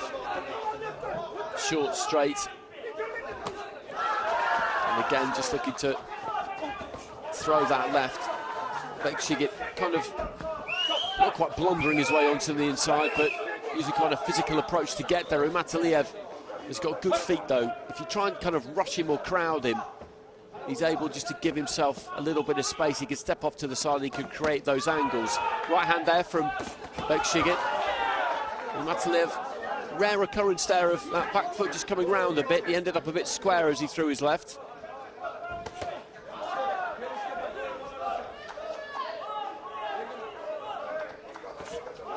Lovely left hand there from Ummataliev. Landed it and then rolled away to his left hand side.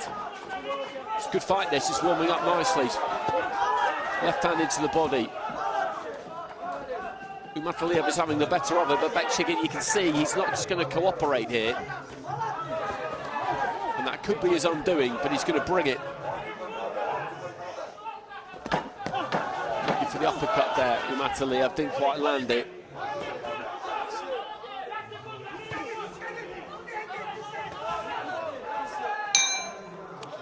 Well, there goes the bell. Good opening round for the man in blue.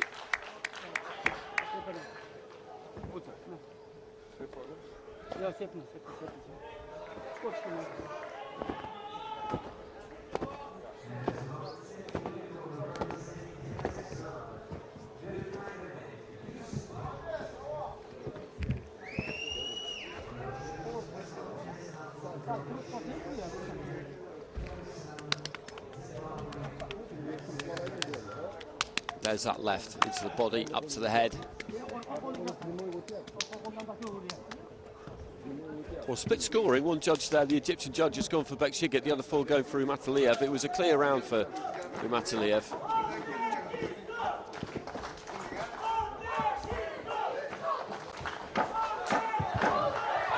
Seconds out.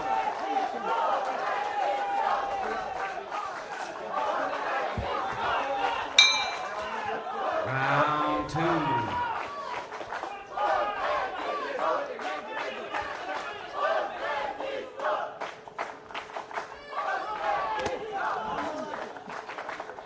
Leading off with that right hand there, Ummataliev. You can see the sweat just spraying off the head. Bekzhigit, big steps forward, launching those wide hooks.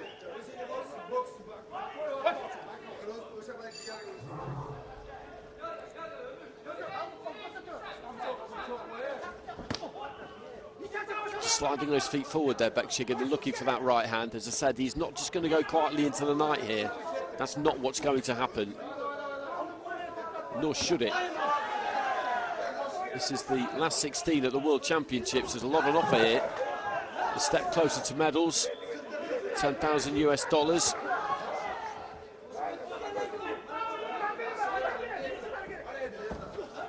Big step there for Bekzhigit. He just got tagged by a cheeky little left hand from Ummataliev as he was coming in. Ummataliev happened to allow Bekzhigit to come with him in a minute. And there's that combination as he's on the retreat. Just so good at finding a little bit of space, that fractional amount of room.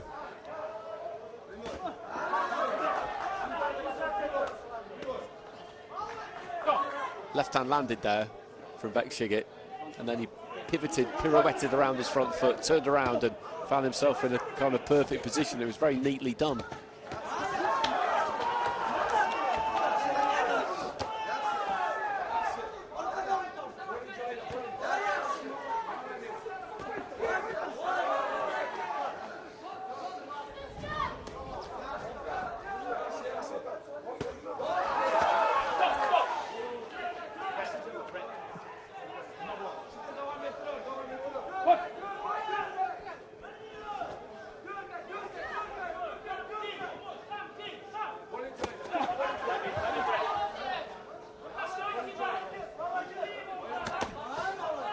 Wading in with a big lead left hand there. Bekzhigit gets turned off the ropes by Ummataliev, who naughtily just taps him on the front of the face with his glove there. No real need for that into the last 30 seconds.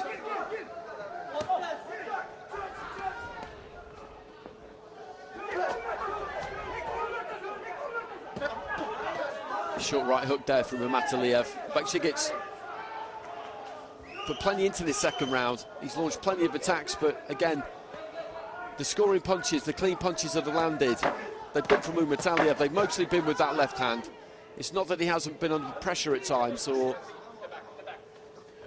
had things to deal with. I wouldn't say that he would necessarily feel like he was under particularly great pressure, but the point I'm trying to make is that Bekzhigit is giving it his all here.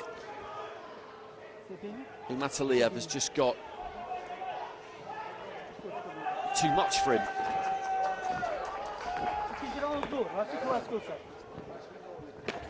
And that's a good example. He's trying to pin him in the corner there, Bekzhigit. And Ummataliev just turns out of that corner, spins, gets a hold of him there, pushes him back off the ropes, hits him 3-4 times from short range.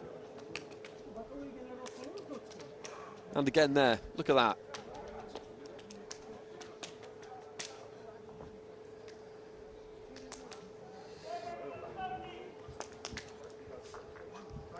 10-8 there from Afghanistan, and a clear lead for Ummataliev. I didn't see him that much at the 2025 World Championships. But plenty of people told me that he was the latest Uzbek off the conveyor belt, if you like, to look out for. Third and final round. And they weren't wrong.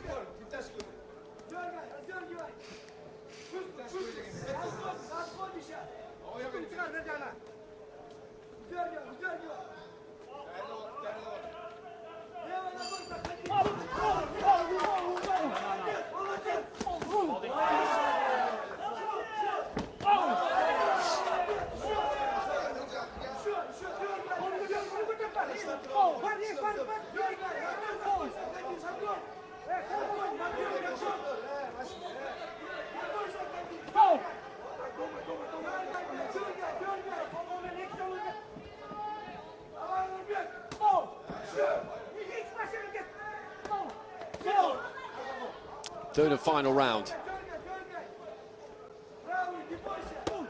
And again, he's just trying to find a home for that right hand there, Bekzhigit.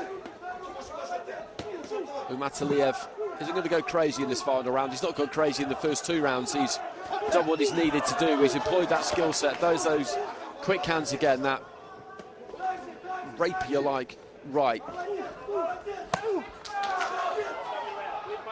Left hand, I think, did land there from Bekzhigit, but he's just enjoying himself in there, Ummataliev. This is what he was born to do, really. And he is going to take some beating. It's a really good division, light heavyweight.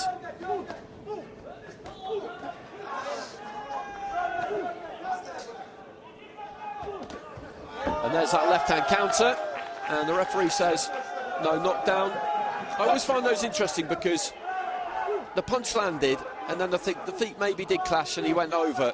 I feel like they should be given because it's a punch that started the whole thing.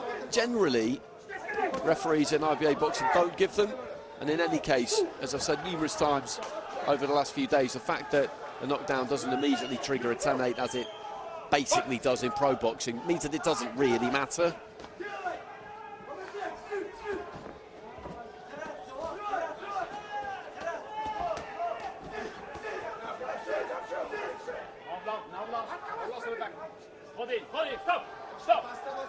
Heading into the last 30 seconds.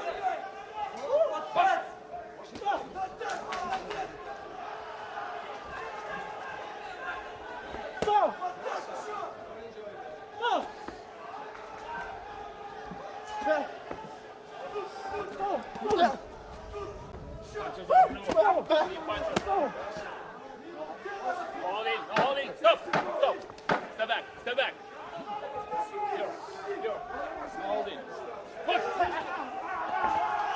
So final few seconds. And there goes the bell. A couple landed right on the bell for good measure there from Jabbar Ummataliev, 20 years old from Tashkent, and he moves a step closer to the business end of the tournament. Another good performance, and he's done that without blinking. I wouldn't say he's not sweating because I'm looking at him now and he is, but he's not exactly breathing heavily.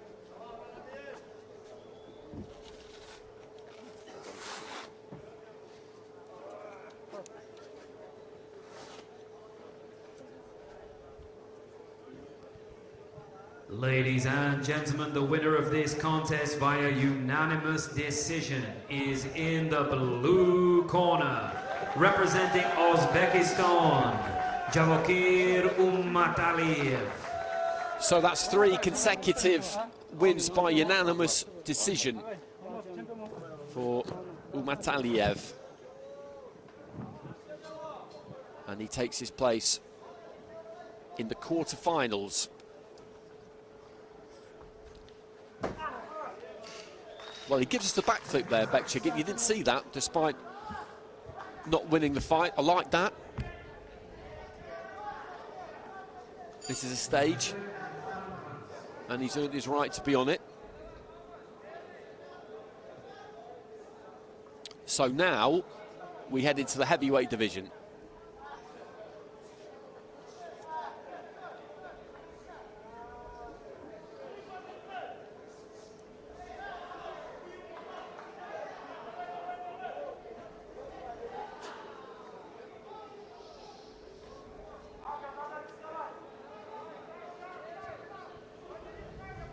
Ladies and gentlemen, our next contest in Ring A is in the 92 kilogram heavyweight division.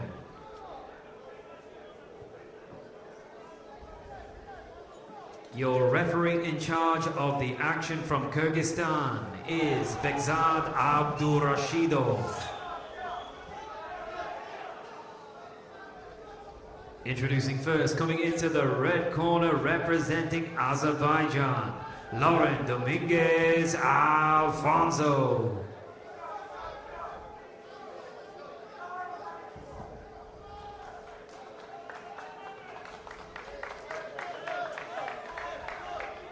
And his opponent comes into the blue corner, representing Argentina, Matias Agustin Veron. There's Alfonso, boxing for Azerbaijan, originally from Cuba, but he made that move a while ago now. European Games gold in 2019, World Championship gold in 2021. A silver 2 years later, a silver at the Paris Olympics, a bronze at the recent World Championships. He is much decorated. Your judges for this contest come from Palestine, the UAE, Colombia, Italy and Tunisia. Alfonso just entering the ring now. I missed out, actually. An Olympic bronze medal in the middle of all of that at Tokyo. That's how long he's been around. That's how good he's been. And sharing the ring with him is Agustin Veron, who impressed me in his first fight. Beat Akash Achari of India by unanimous decision from Buenos Aires. Never been up at this kind of level before, or in with somebody like Alfonso before, so I'll be really interested to see how he handles it, how he responds. He does look a little bit nervous as he walks to the centre of the ring. Nothing wrong with that. Nerves are good. You keep you sharp, you need to be able to control them. But Alfonso has been there and done it. He's got a wardrobe full of T-shirts and medals. So Alfonso in the red, Veron in the blue.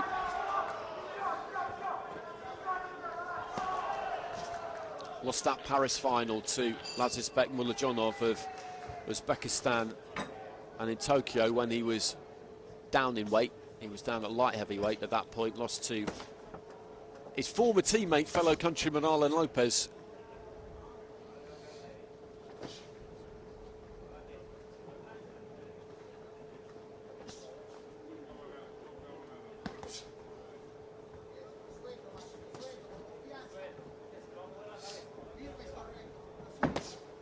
Lead left hook from Alfonso. Physically, he looks bigger than Veron.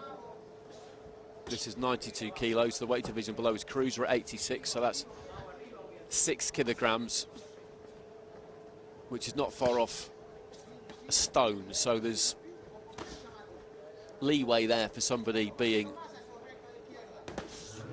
a bit more sizable than their opponent. It's never going to get out of control because everybody has to weigh in so regularly during these tournaments. It's nothing like professional boxing in that sense, where two fighters can weigh in the same and then come the night they're 3 or 4 weight divisions apart. It makes it a more level playing field.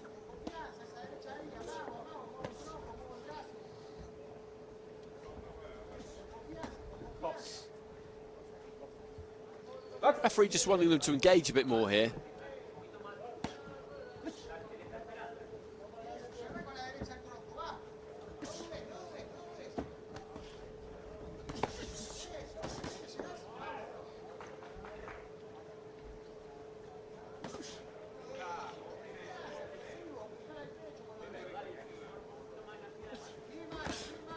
Looking for the 1-2 there, Alfonso. Carries those gloves low.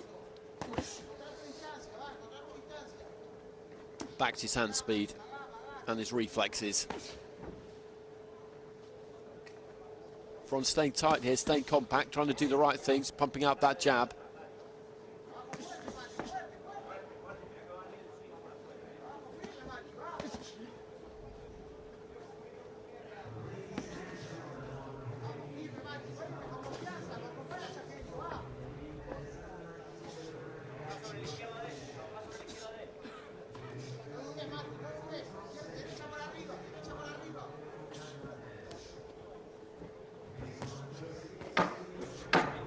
good defence there from Alfonso. Just trying to catch that jab, pulling his weight slightly back.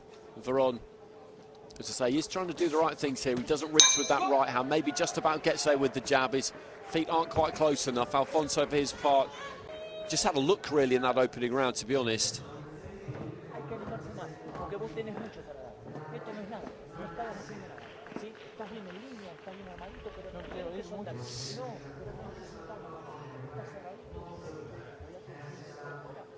But he was the one who was dictating terms.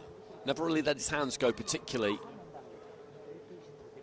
But he'll still have put that first round in his pocket.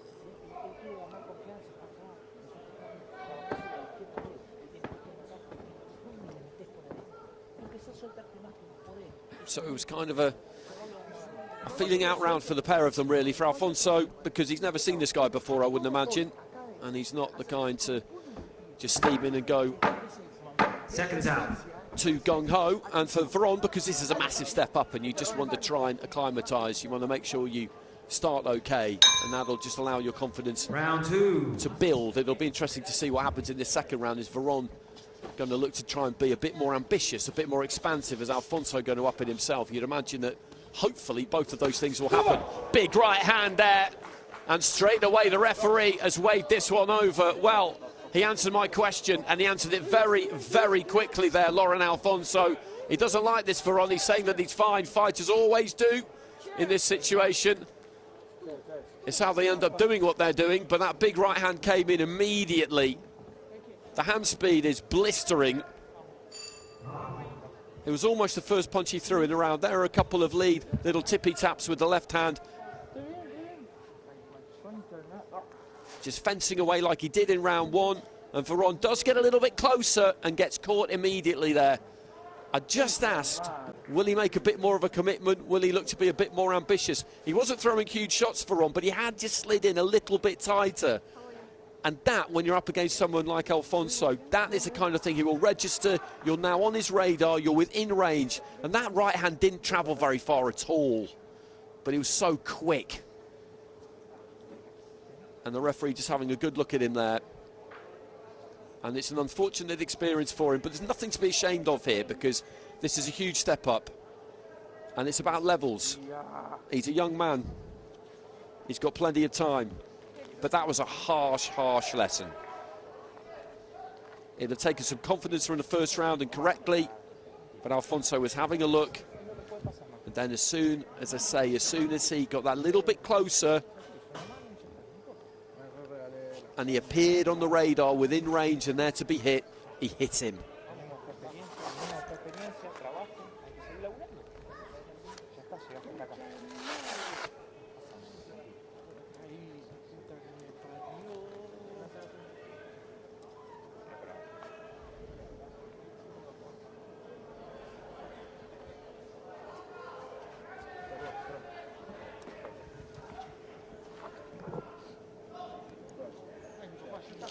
Ladies and gentlemen, your winner by knockout in the red corner, representing Azerbaijan, Lauren Dominguez Alfonso. Just a little pat on the back there from Alfonso for Veron, a bit of encouragement offered to him as well, because that was rough for the young man, but he'll get over it. And some applause there from Alfonso. He's a class act.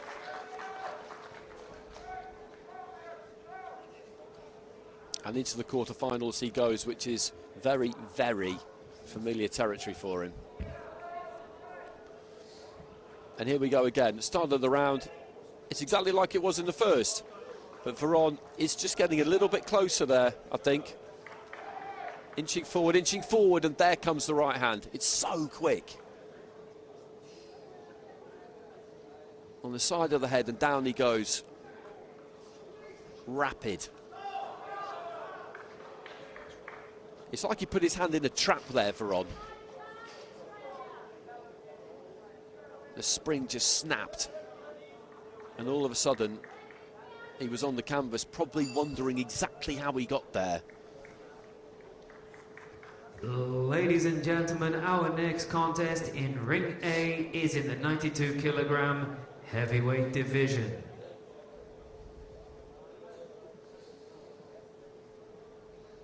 Your referee in charge of this contest from Tunisia is Chokri Adhili.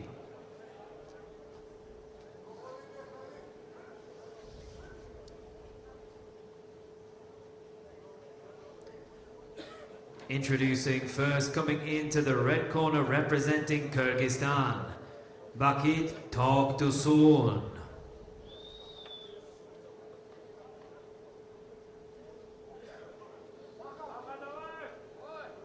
Bakit Toktusun, quarter-finalist at the under-22s last year, has boxed in the Asian Championships. And his opponent comes into the blue corner representing Moldova, Andrei Zaplitini. In his first fight, Toktusun, he won by unanimous decision against Peter Alwanga of Kenya. His opponent, meanwhile, had the day off. He got a walkover against Alexei Sevastianov, which was a shame because Sevastianov is a good fighter. It's unfortunate that he wasn't able to take part. Zaplitny of Moldova, national champion, got to the quarterfinals of the Euros last year, has boxed at previous World Championships and European Championships. I saw him at the European under-22s in 2021, where he had a fight with Ireland's Jack Marley.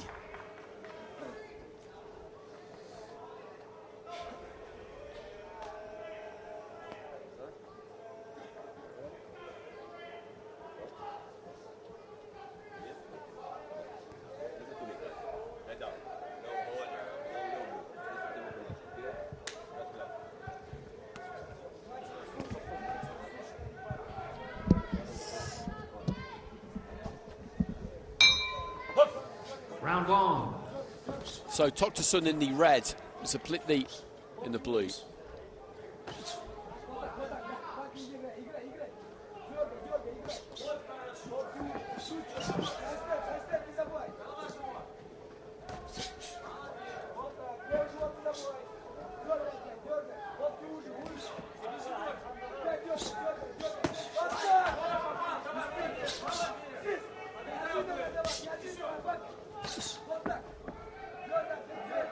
Loose look to him, Toktusun. Zaplitny well organised, and he's rocked him back on his heels with a right hand there.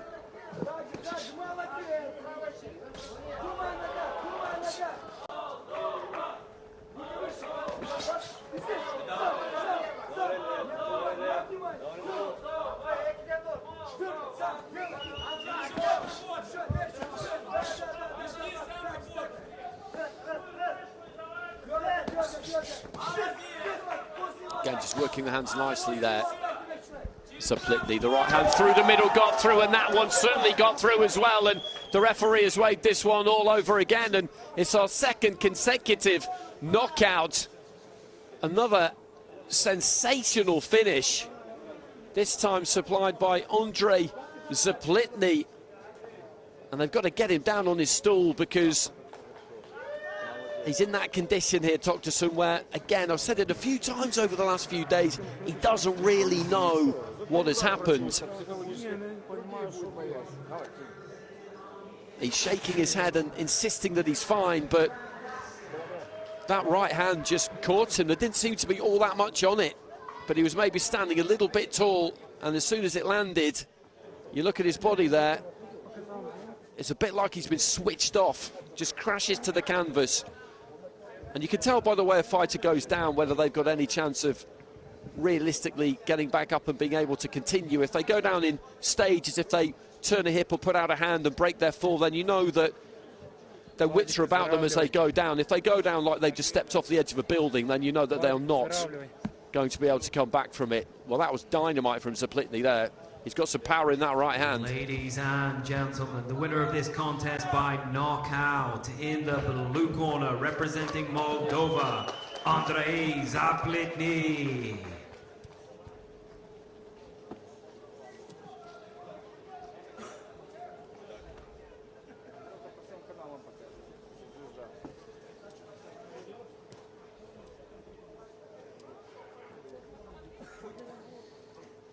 Well, what a couple of finishes we've had in the last few minutes.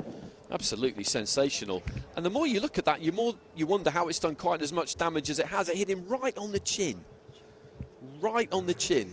And that's where you want to do it. If you hit somebody on the chin like that, the lower mandible, as doctors would call it, because that's what it's called, is basically a horseshoe shape. And the force will travel along the jaw, and then from the jaw into the base of the skull, into the brainstem essentially. And if the force is sufficient, then there will be a power cut, is one way of describing it.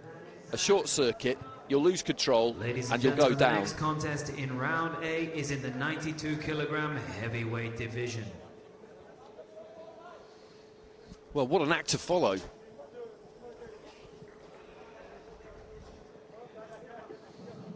And when you get that kind of short circuit, either you get knocked out cold, which you do see, or you go down. Your referee in charge of the action from Armenia is Bagrat Avoyan.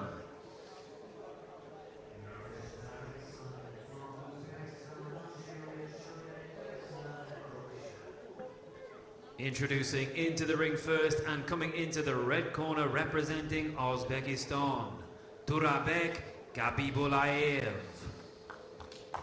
Kabibulayev of Uzbekistan, 21 years old, very good fighter. Gold in Liverpool at the World Boxing World Championships recently. Asian champion, Paris Olympian, World Youth champion. And his opponent comes into the blue corner representing Brazil, Luan Khalil Paiva, Brazil. Khalil Paiva of Brazil, boxing out of Rio. Some international experience as an amateur, not loads. Beat Georgi Chikladze of Georgia on a 4-1 split in his opening fight. He's across the ring, just walking in now. There he is. Kabibulayev, meanwhile, hasn't boxed yet. This is his first appearance. You see, he just jauntily steps up the walkway and onto the apron.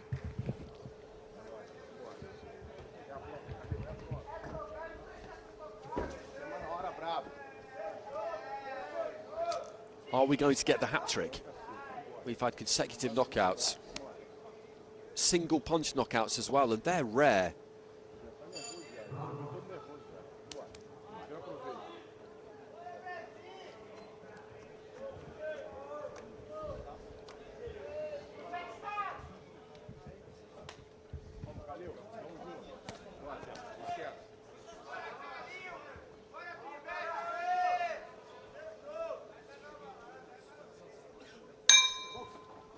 Round one.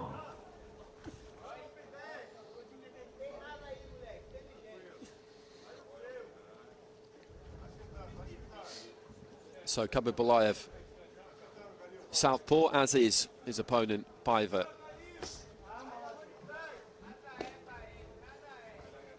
And Paiva with the jab to the body. Physically, they're quite similar, dimensions-wise. Kabibulayev, a bit bigger, actually. Now I look at them revolve around each other.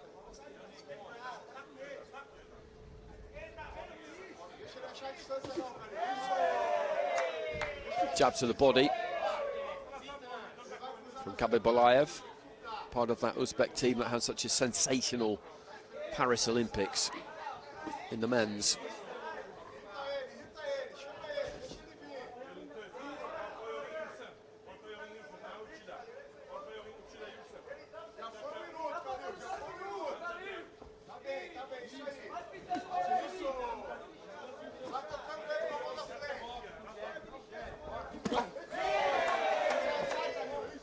Claiming the point there, if you like. That's a throwback from the old days when the punch would get landed and the fighter would look to try and instantly signal that they'd landed, because back in the computer point scoring days, the judges would have to press their button very, very quickly after the punch had landed to register exactly that. Little shimmy there from Kabibulayev. Strong left hand, and he's in trouble here, Paiva. Kabibulayev got him going there. You can see the legs went a little bit, and we could be on for another first round stoppage here. Can Paiva recover? His legs look a little bit more solid now, but as he went across the ropes, It looked like they might go underneath him. Just dips his knees and looks to throw that left down the middle.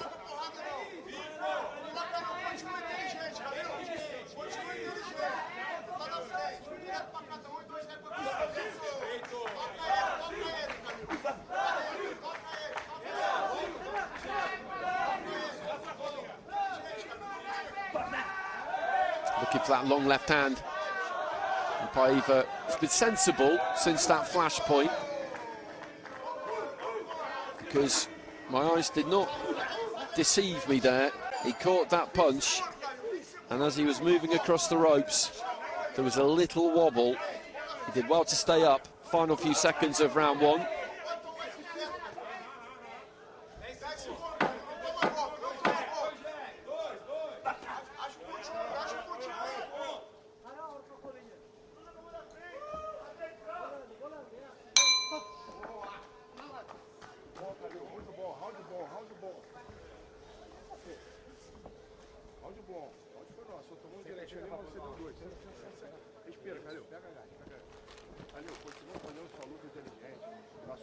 Ice pack on the back of the neck, just trying to stimulate that nervous system.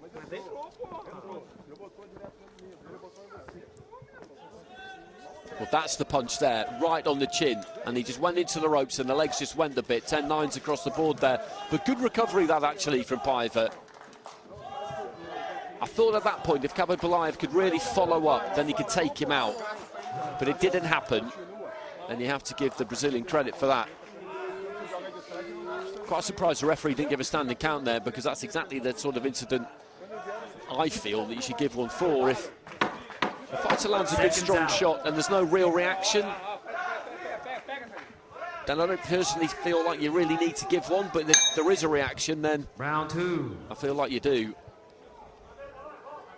There's not been a lot of consistency with that at times.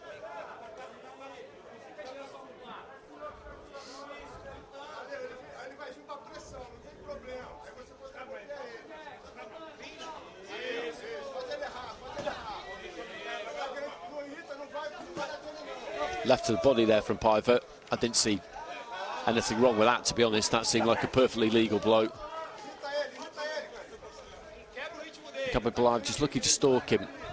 I said originally that they're roughly the same size. I'll revise that, because when you look at them up in that ring, the more I look at them, the back on Khabibulaev, when he's got it square to me, is absolutely massive.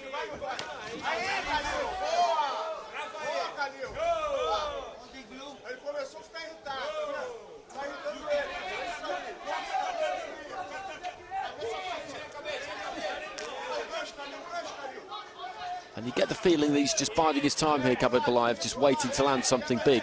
He's not actually throwing all that much at times.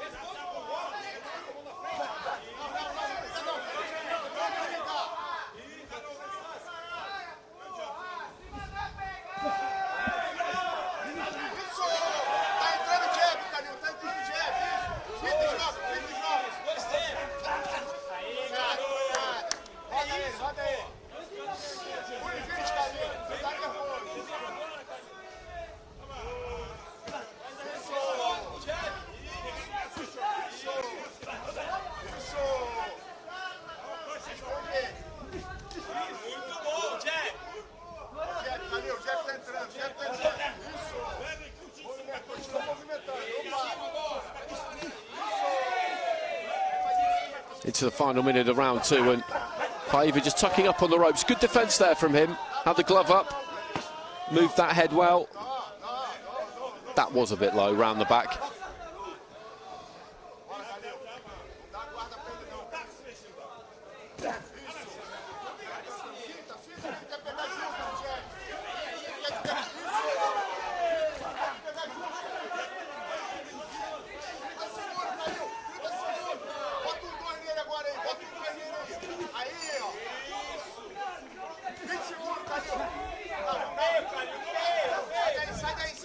Left hand there from Khabibulaev wasn't far away at all, and tucking up behind that shoulder is fine.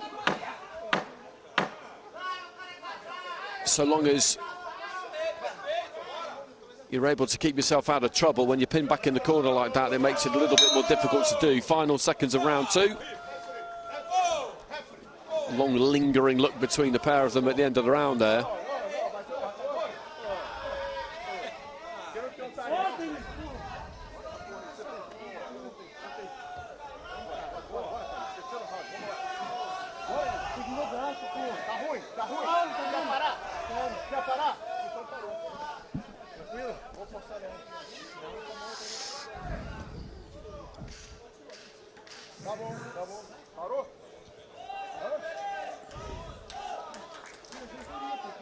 And actually, when you look at Kababaliv's pretty brief senior career, he's only 21. In the Olympics in Paris, he was a light heavyweight.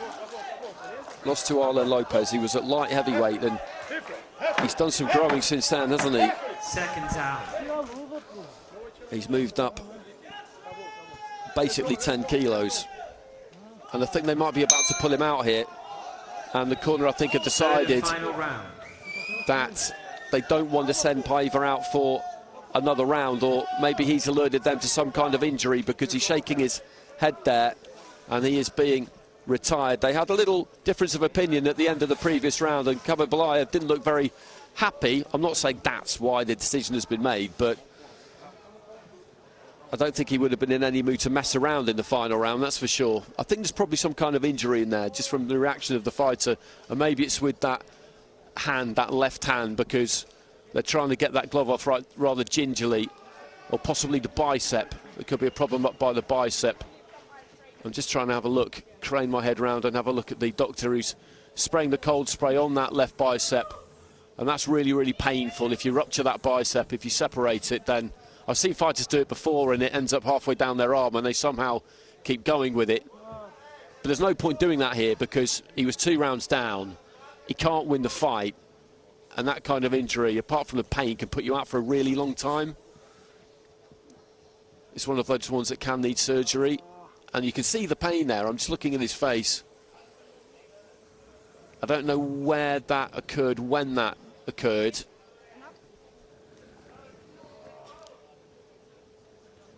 But that's not pleasant at all when you look at him. That is not pleasant at all.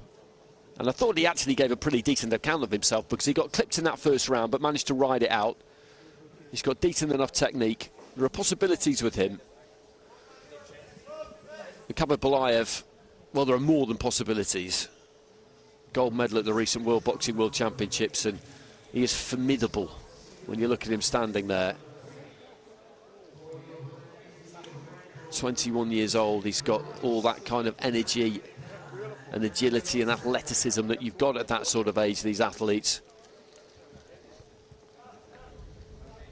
Ladies and gentlemen, your winner by RSC in round 3. In the red corner, representing Uzbekistan, Turabek Kababaliev.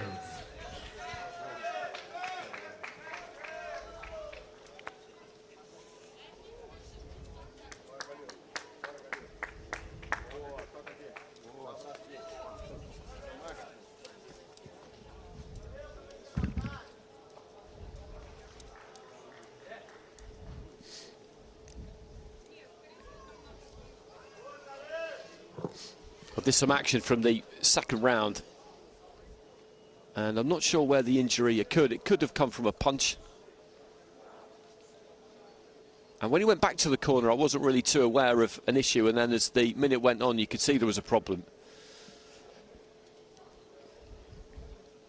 So Kababaliev takes his place in the quarterfinals, claims that $10,000. Well, here we go. Next up, a legend. Ladies and gentlemen, our next contest in ring A is in the 92 kilogram heavyweight division.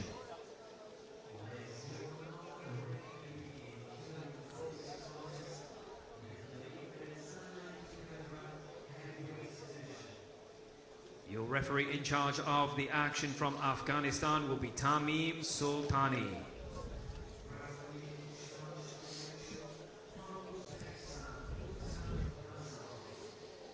Introducing first into the red corner representing Senegal, Karamba Kebe.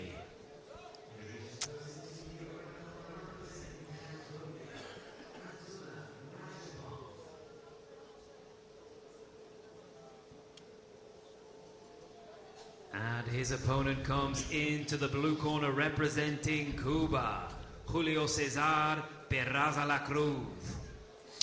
Karamba Kebe boxed to the 2023 World Championships. He's had one outing here, beat Andre Lucien Chupatioda of Cameroon by unanimous decision. Your judges for the contest come from Egypt, Azerbaijan, Romania, Kazakhstan and Colombia. And there's the very familiar figure of Julio La Cruz, a two-time Olympic champion, a five-time IBA world champion, a phenomenal career. Bronze at the recent World Boxing World Championships at super heavyweight. He's at heavyweight now. It all started at light heavyweight for him. Won that gold in Rio World Championships in 2011, 13, 15, 17. Got a bronze in 2019, and people wrote him off a bit at that point. He stepped up to heavyweight. People thought that the extra weight would slow him down. But he won a second Olympic gold, and then a few months later, a fifth World Championship in Serbia. It's been an incredible career. Boxed a lot in WSB as well. Two-time winner in that competition, and he's still with us. Round one. So into the first. La Cruz in the blue, Kebe in the red. And for a spell there, I would say probably between 2014 to 2018 maybe, around about then, he was as close to being as unbeatable as anybody I've seen. The reflexes were just extraordinary. Hitting him was such an incredibly difficult thing to do. Joshua Boatser, I remember putting him down in Doha in 2015 at the World Championships, but didn't go on to win the fight. Khalil Coe, of course, famously put him down heavy and stopped him later in the decade. And at that point, people started to wonder whether the magician was going to have to hang up his top hat, but it hasn't happened. But Kebe will see this as a real opportunity to take a big scalp.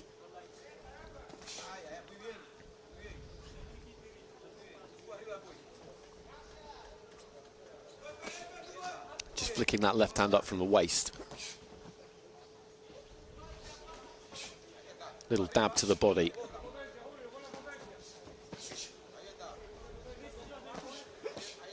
And again, just working down to that body. Those are scoring punches, and not loads on them, but they are scoring punches.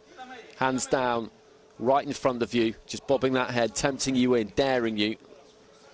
He's been doing that forever. Kebe just turning southpaw. Left hand into the body from him, and that's a good tactic. There was nothing wrong with that. Left hand to the body from him is a good tactic, because that trunk of La Cruz, that's not going to move as much as the head.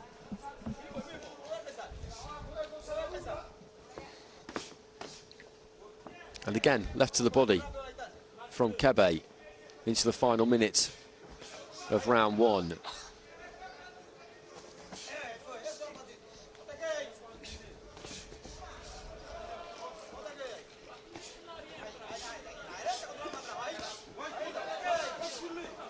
Long left hand was just short there. La Cruz again just hinging at the waist. At times down the years he's achieved what have looked like impossible feats of limbo almost, to pull that weight back and avoid punches. Right hand on the inside, doubled up on it.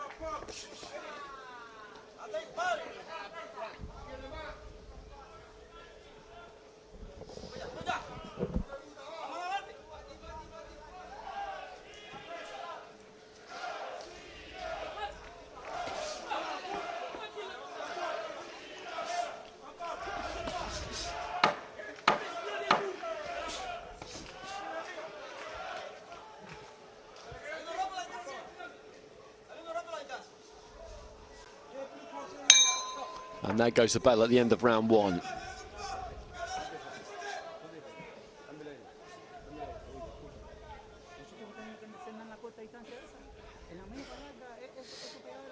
quite cagey, that opening round.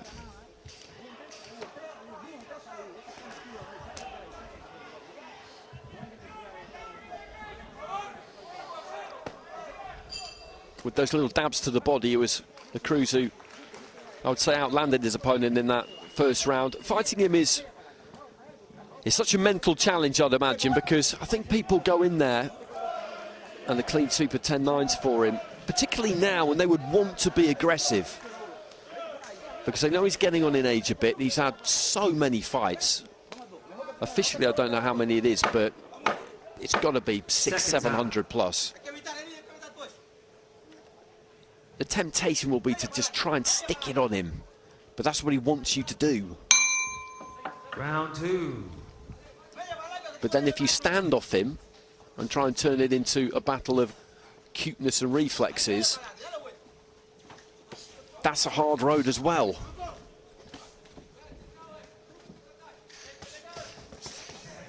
More than ever with somebody like him, you just have to lock onto the task in hand and just try and fight the person in front of you and deal with whatever it is that they're doing. You cannot allow yourself to be influenced by the reputation or by what you think is going to happen.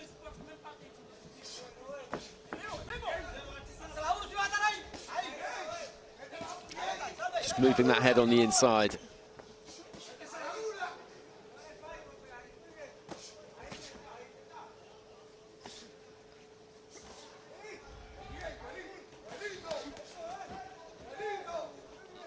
And he's just beginning to enjoy himself in there, I think. Popping that left hand up, followed by the right. And walks in for a little waltz.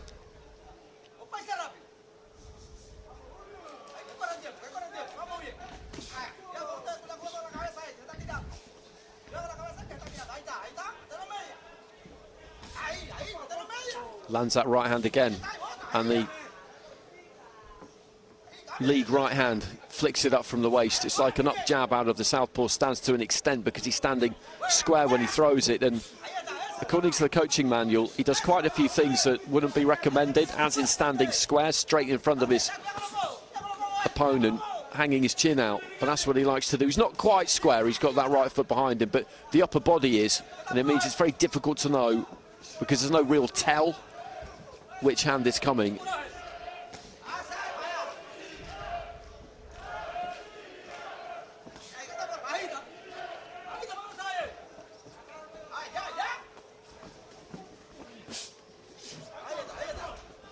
And those reflexes are still there.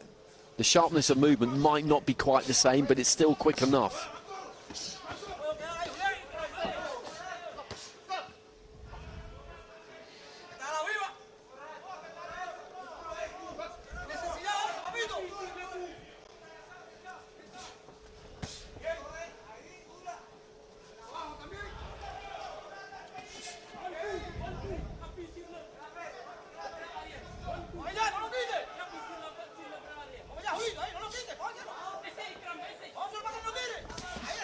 Good right hand there from the Cruz. Then just throws that left and moves off. Final stages of round 2, and he's clearly won this round.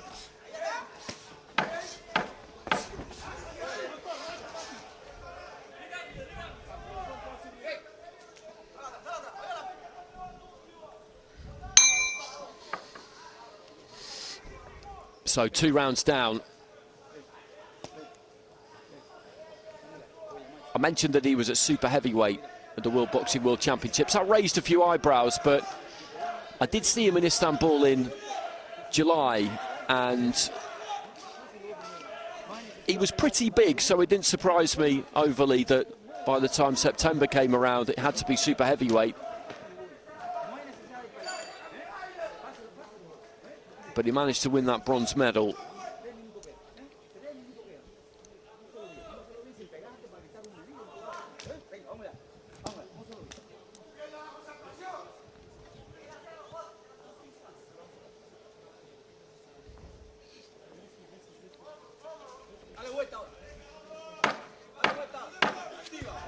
Seconds out.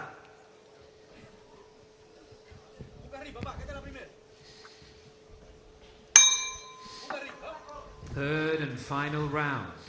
So third and final round coming up here, and the Cruz through 2 rounds, ahead on all the cards by a couple of points.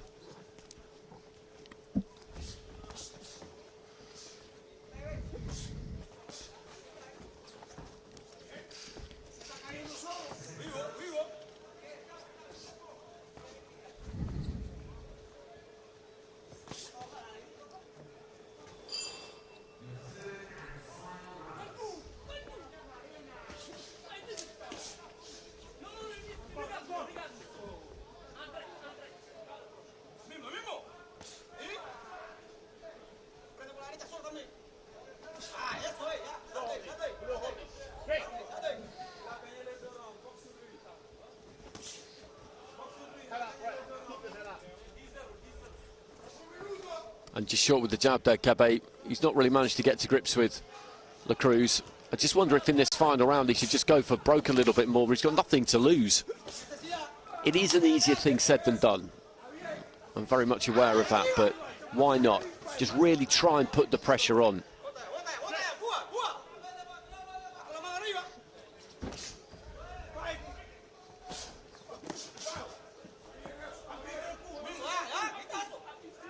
Midway through the round. And after this, we head up into the super heavyweights.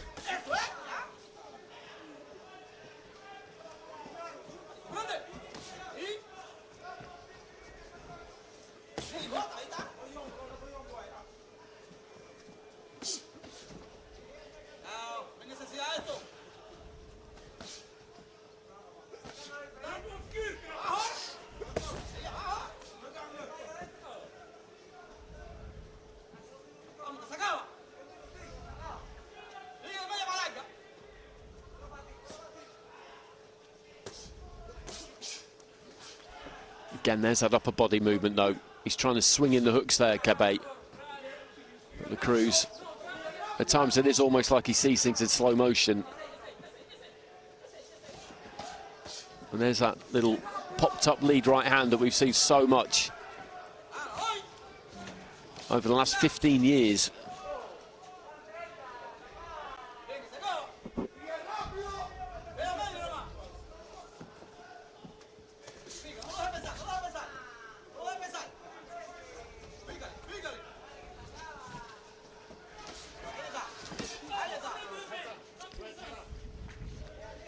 Closing stages.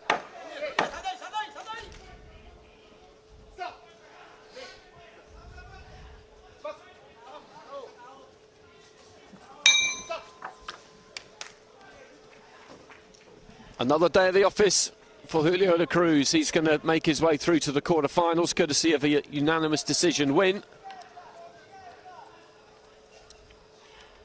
And he did to Cabe what he's been doing to so many fighters for so many years. Just leaving them punching thin air. There is still life in him yet. We saw that earlier this year. He can't go on forever. But that ring IQ, that experience, that ability just to pick little gaps it's still there, and it's still going to be there for a while yet.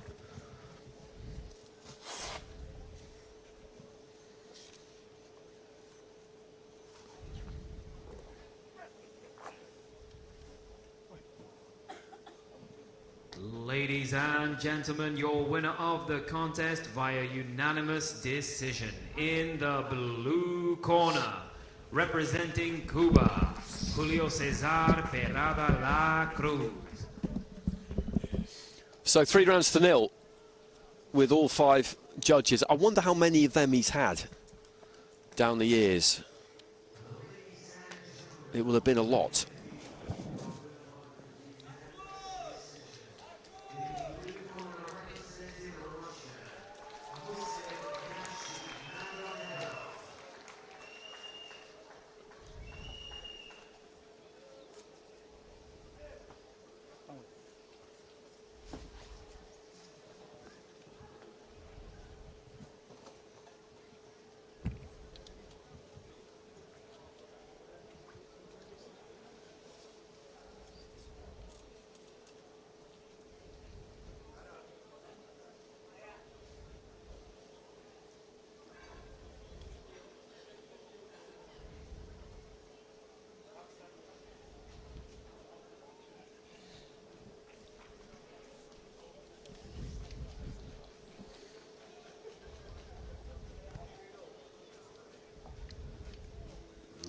Ladies and gentlemen, the next contest in Ring A is in the 92 kilogram plus super heavyweight division.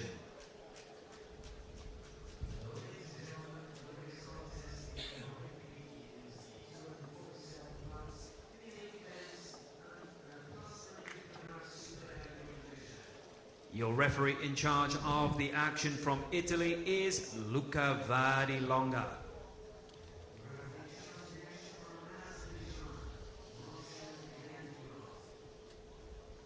Introducing into the ring first, representing Spain, Ayub El-Drisi Gadfar.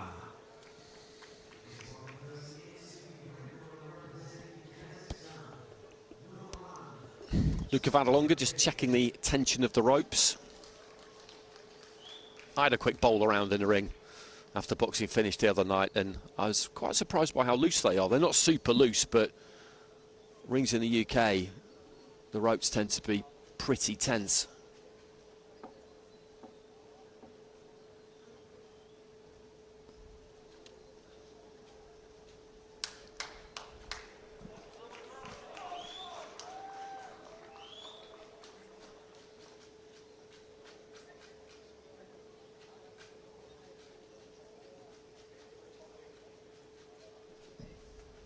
We're waiting for Ayub Gadfar,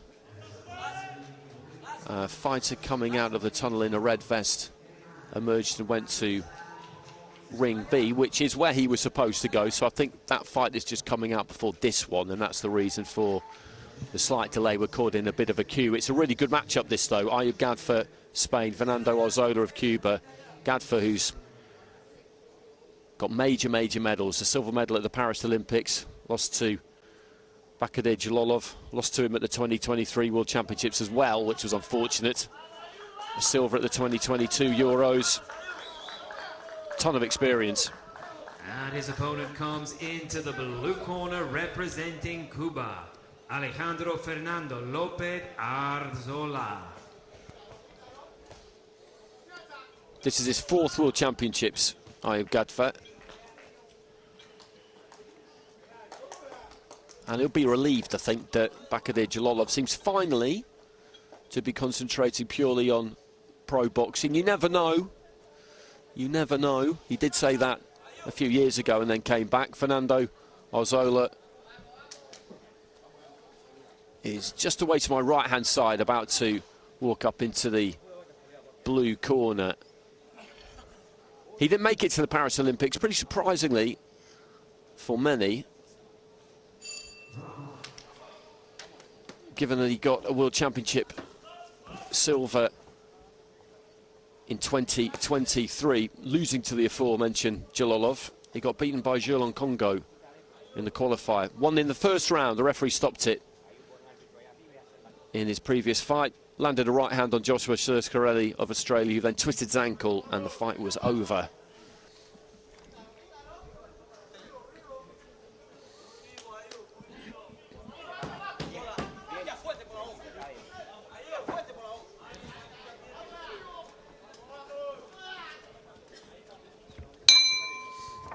Round 1. So Gadfar in the red, Arzola in the blue. This should be a good fight. These are two big men in fantastic shape. Arzola looking to get onto the jab there. Gadfar trying to do the same thing. That's a good lead hand there from the Spaniard.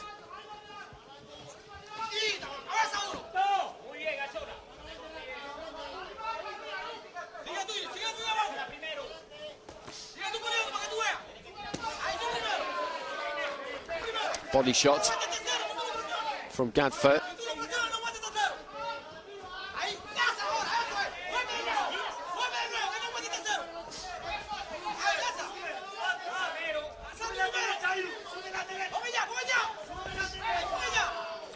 Left to the body there from Arzola. Gadfar just standing square on the ropes. Hands down, always a bit bold. I think one just slipped round the back of the head there from Arzola. He knows it as well, so offers the hand in apology.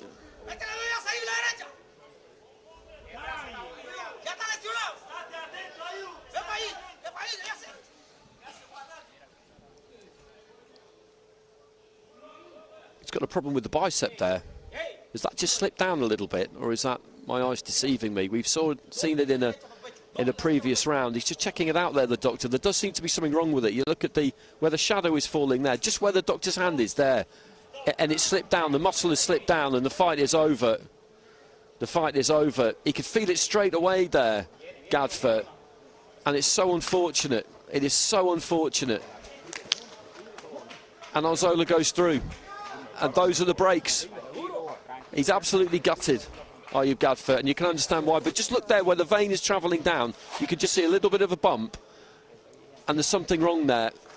There's some damage.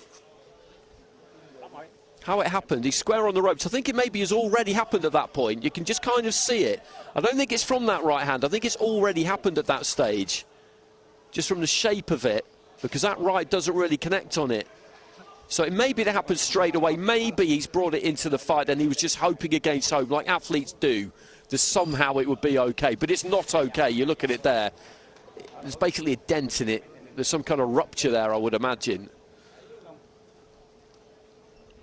And they're just pulling the gloves off Arzola, and it's an extremely unfortunate way to lose. Ladies and gentlemen, your winner of this contest by RSC injury in round number 1 in the blue corner, representing Cuba, Alejandro Fernando Lopez Arzola.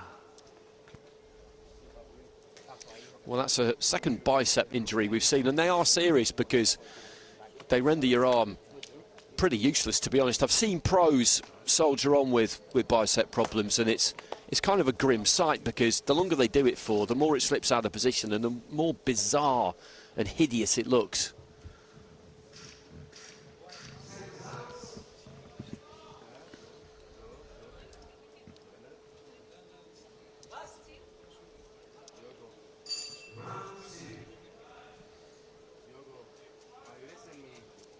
And that was a right hand, but as I said, I think it's already happened by that point. I think it's going to be impossible for our eagle-eyed VT operators to work out exactly when it was, because, as I say, it could be a problem that he took into the fight, just hoping it would be okay, and it immediately got worse the first chance he did anything.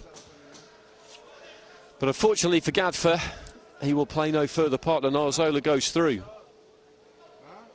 He's had 2 fights, Arzola, and combined, they haven't lasted for even a round, I don't think, in total.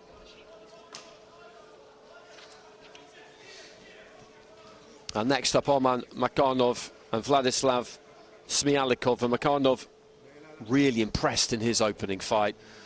Produced a fantastic knockout against Chris Thompson. Right-left combination, crunching work.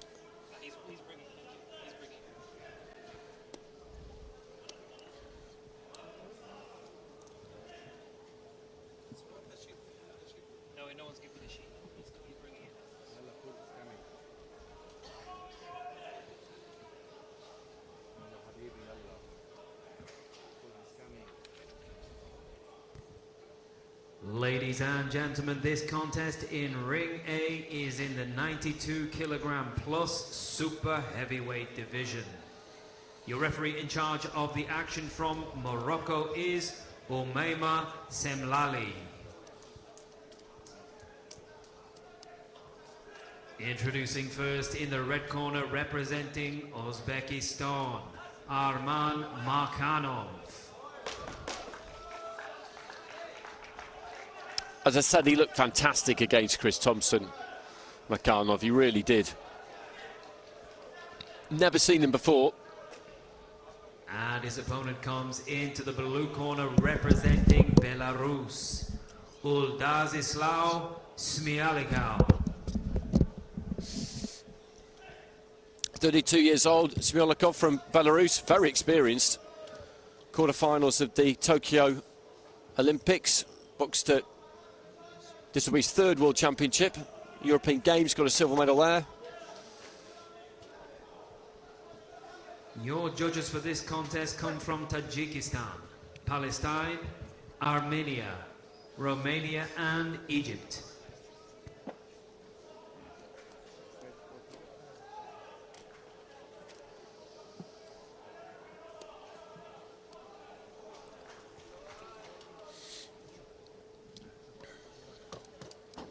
And Smolakov has had one fight so far. He won it by UD. It was close though, 19-19 after 2 rounds. So teed up as a draw on all 5 cards.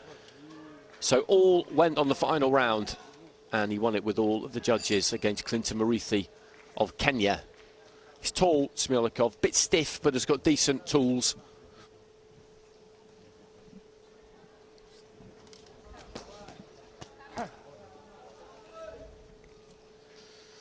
So this is the final fight of the session, and it's been an incident-packed one again, particularly in the second half. You get to these higher weights, and we have had some knockouts in this ring. We really have. Single punch knockouts tonight, 2 of them. A couple of injuries. Slightly strange finishes to fights. So Makanov in the red, Smolakov in the blue.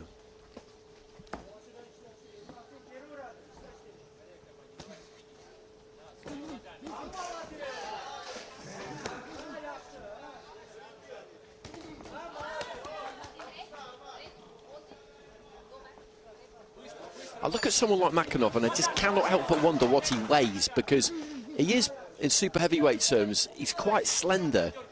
He looks like he's got big solid legs on him, so there might be some weight down there, but this is definitely a weight that he could grow into.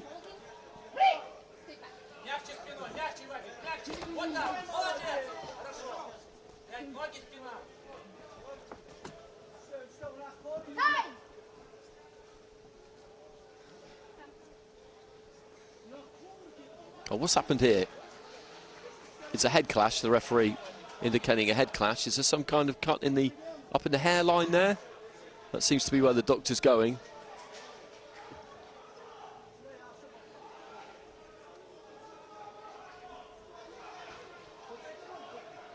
Nearly a minute gone. Well, that's where the doctor is tending to. That's the area.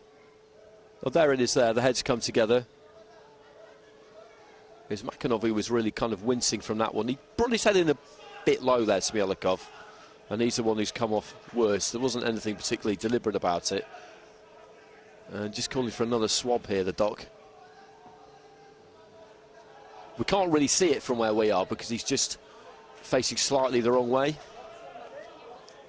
We don't have any better angle than you have there on the camera. There doesn't seem to be a load of blood. But it's quite difficult to get it to stop bleeding, I think, is the problem.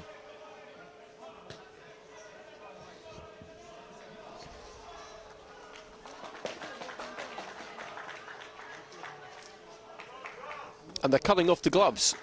They are cutting off the gloves. So the doctor has told the referee that he cannot continue, and they will score the 57 seconds that we have had. And well, who knows what might happen with that? That's the way you have to do it. The doctor has decided that he cannot continue, communicates that to the referee. The referee gives the signal down to the judges that you've got to get busy with your score pads. And this is the worst kind of scenario because the fight has just not got going at all. And yet we have no choice here but to go to the scorecards. It's a tough job for the judges at ringside. From memory, I feel like it was Makanov who did more of the work in that opening minute.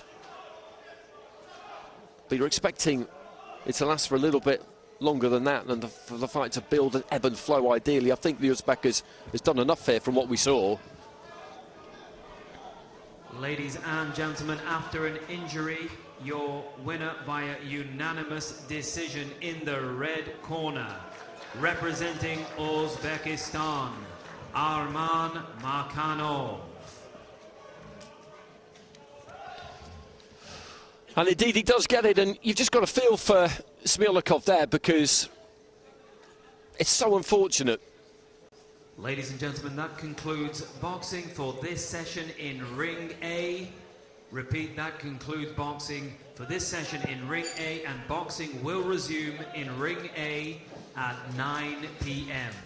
Boxing will resume in Ring A at 9 p.m.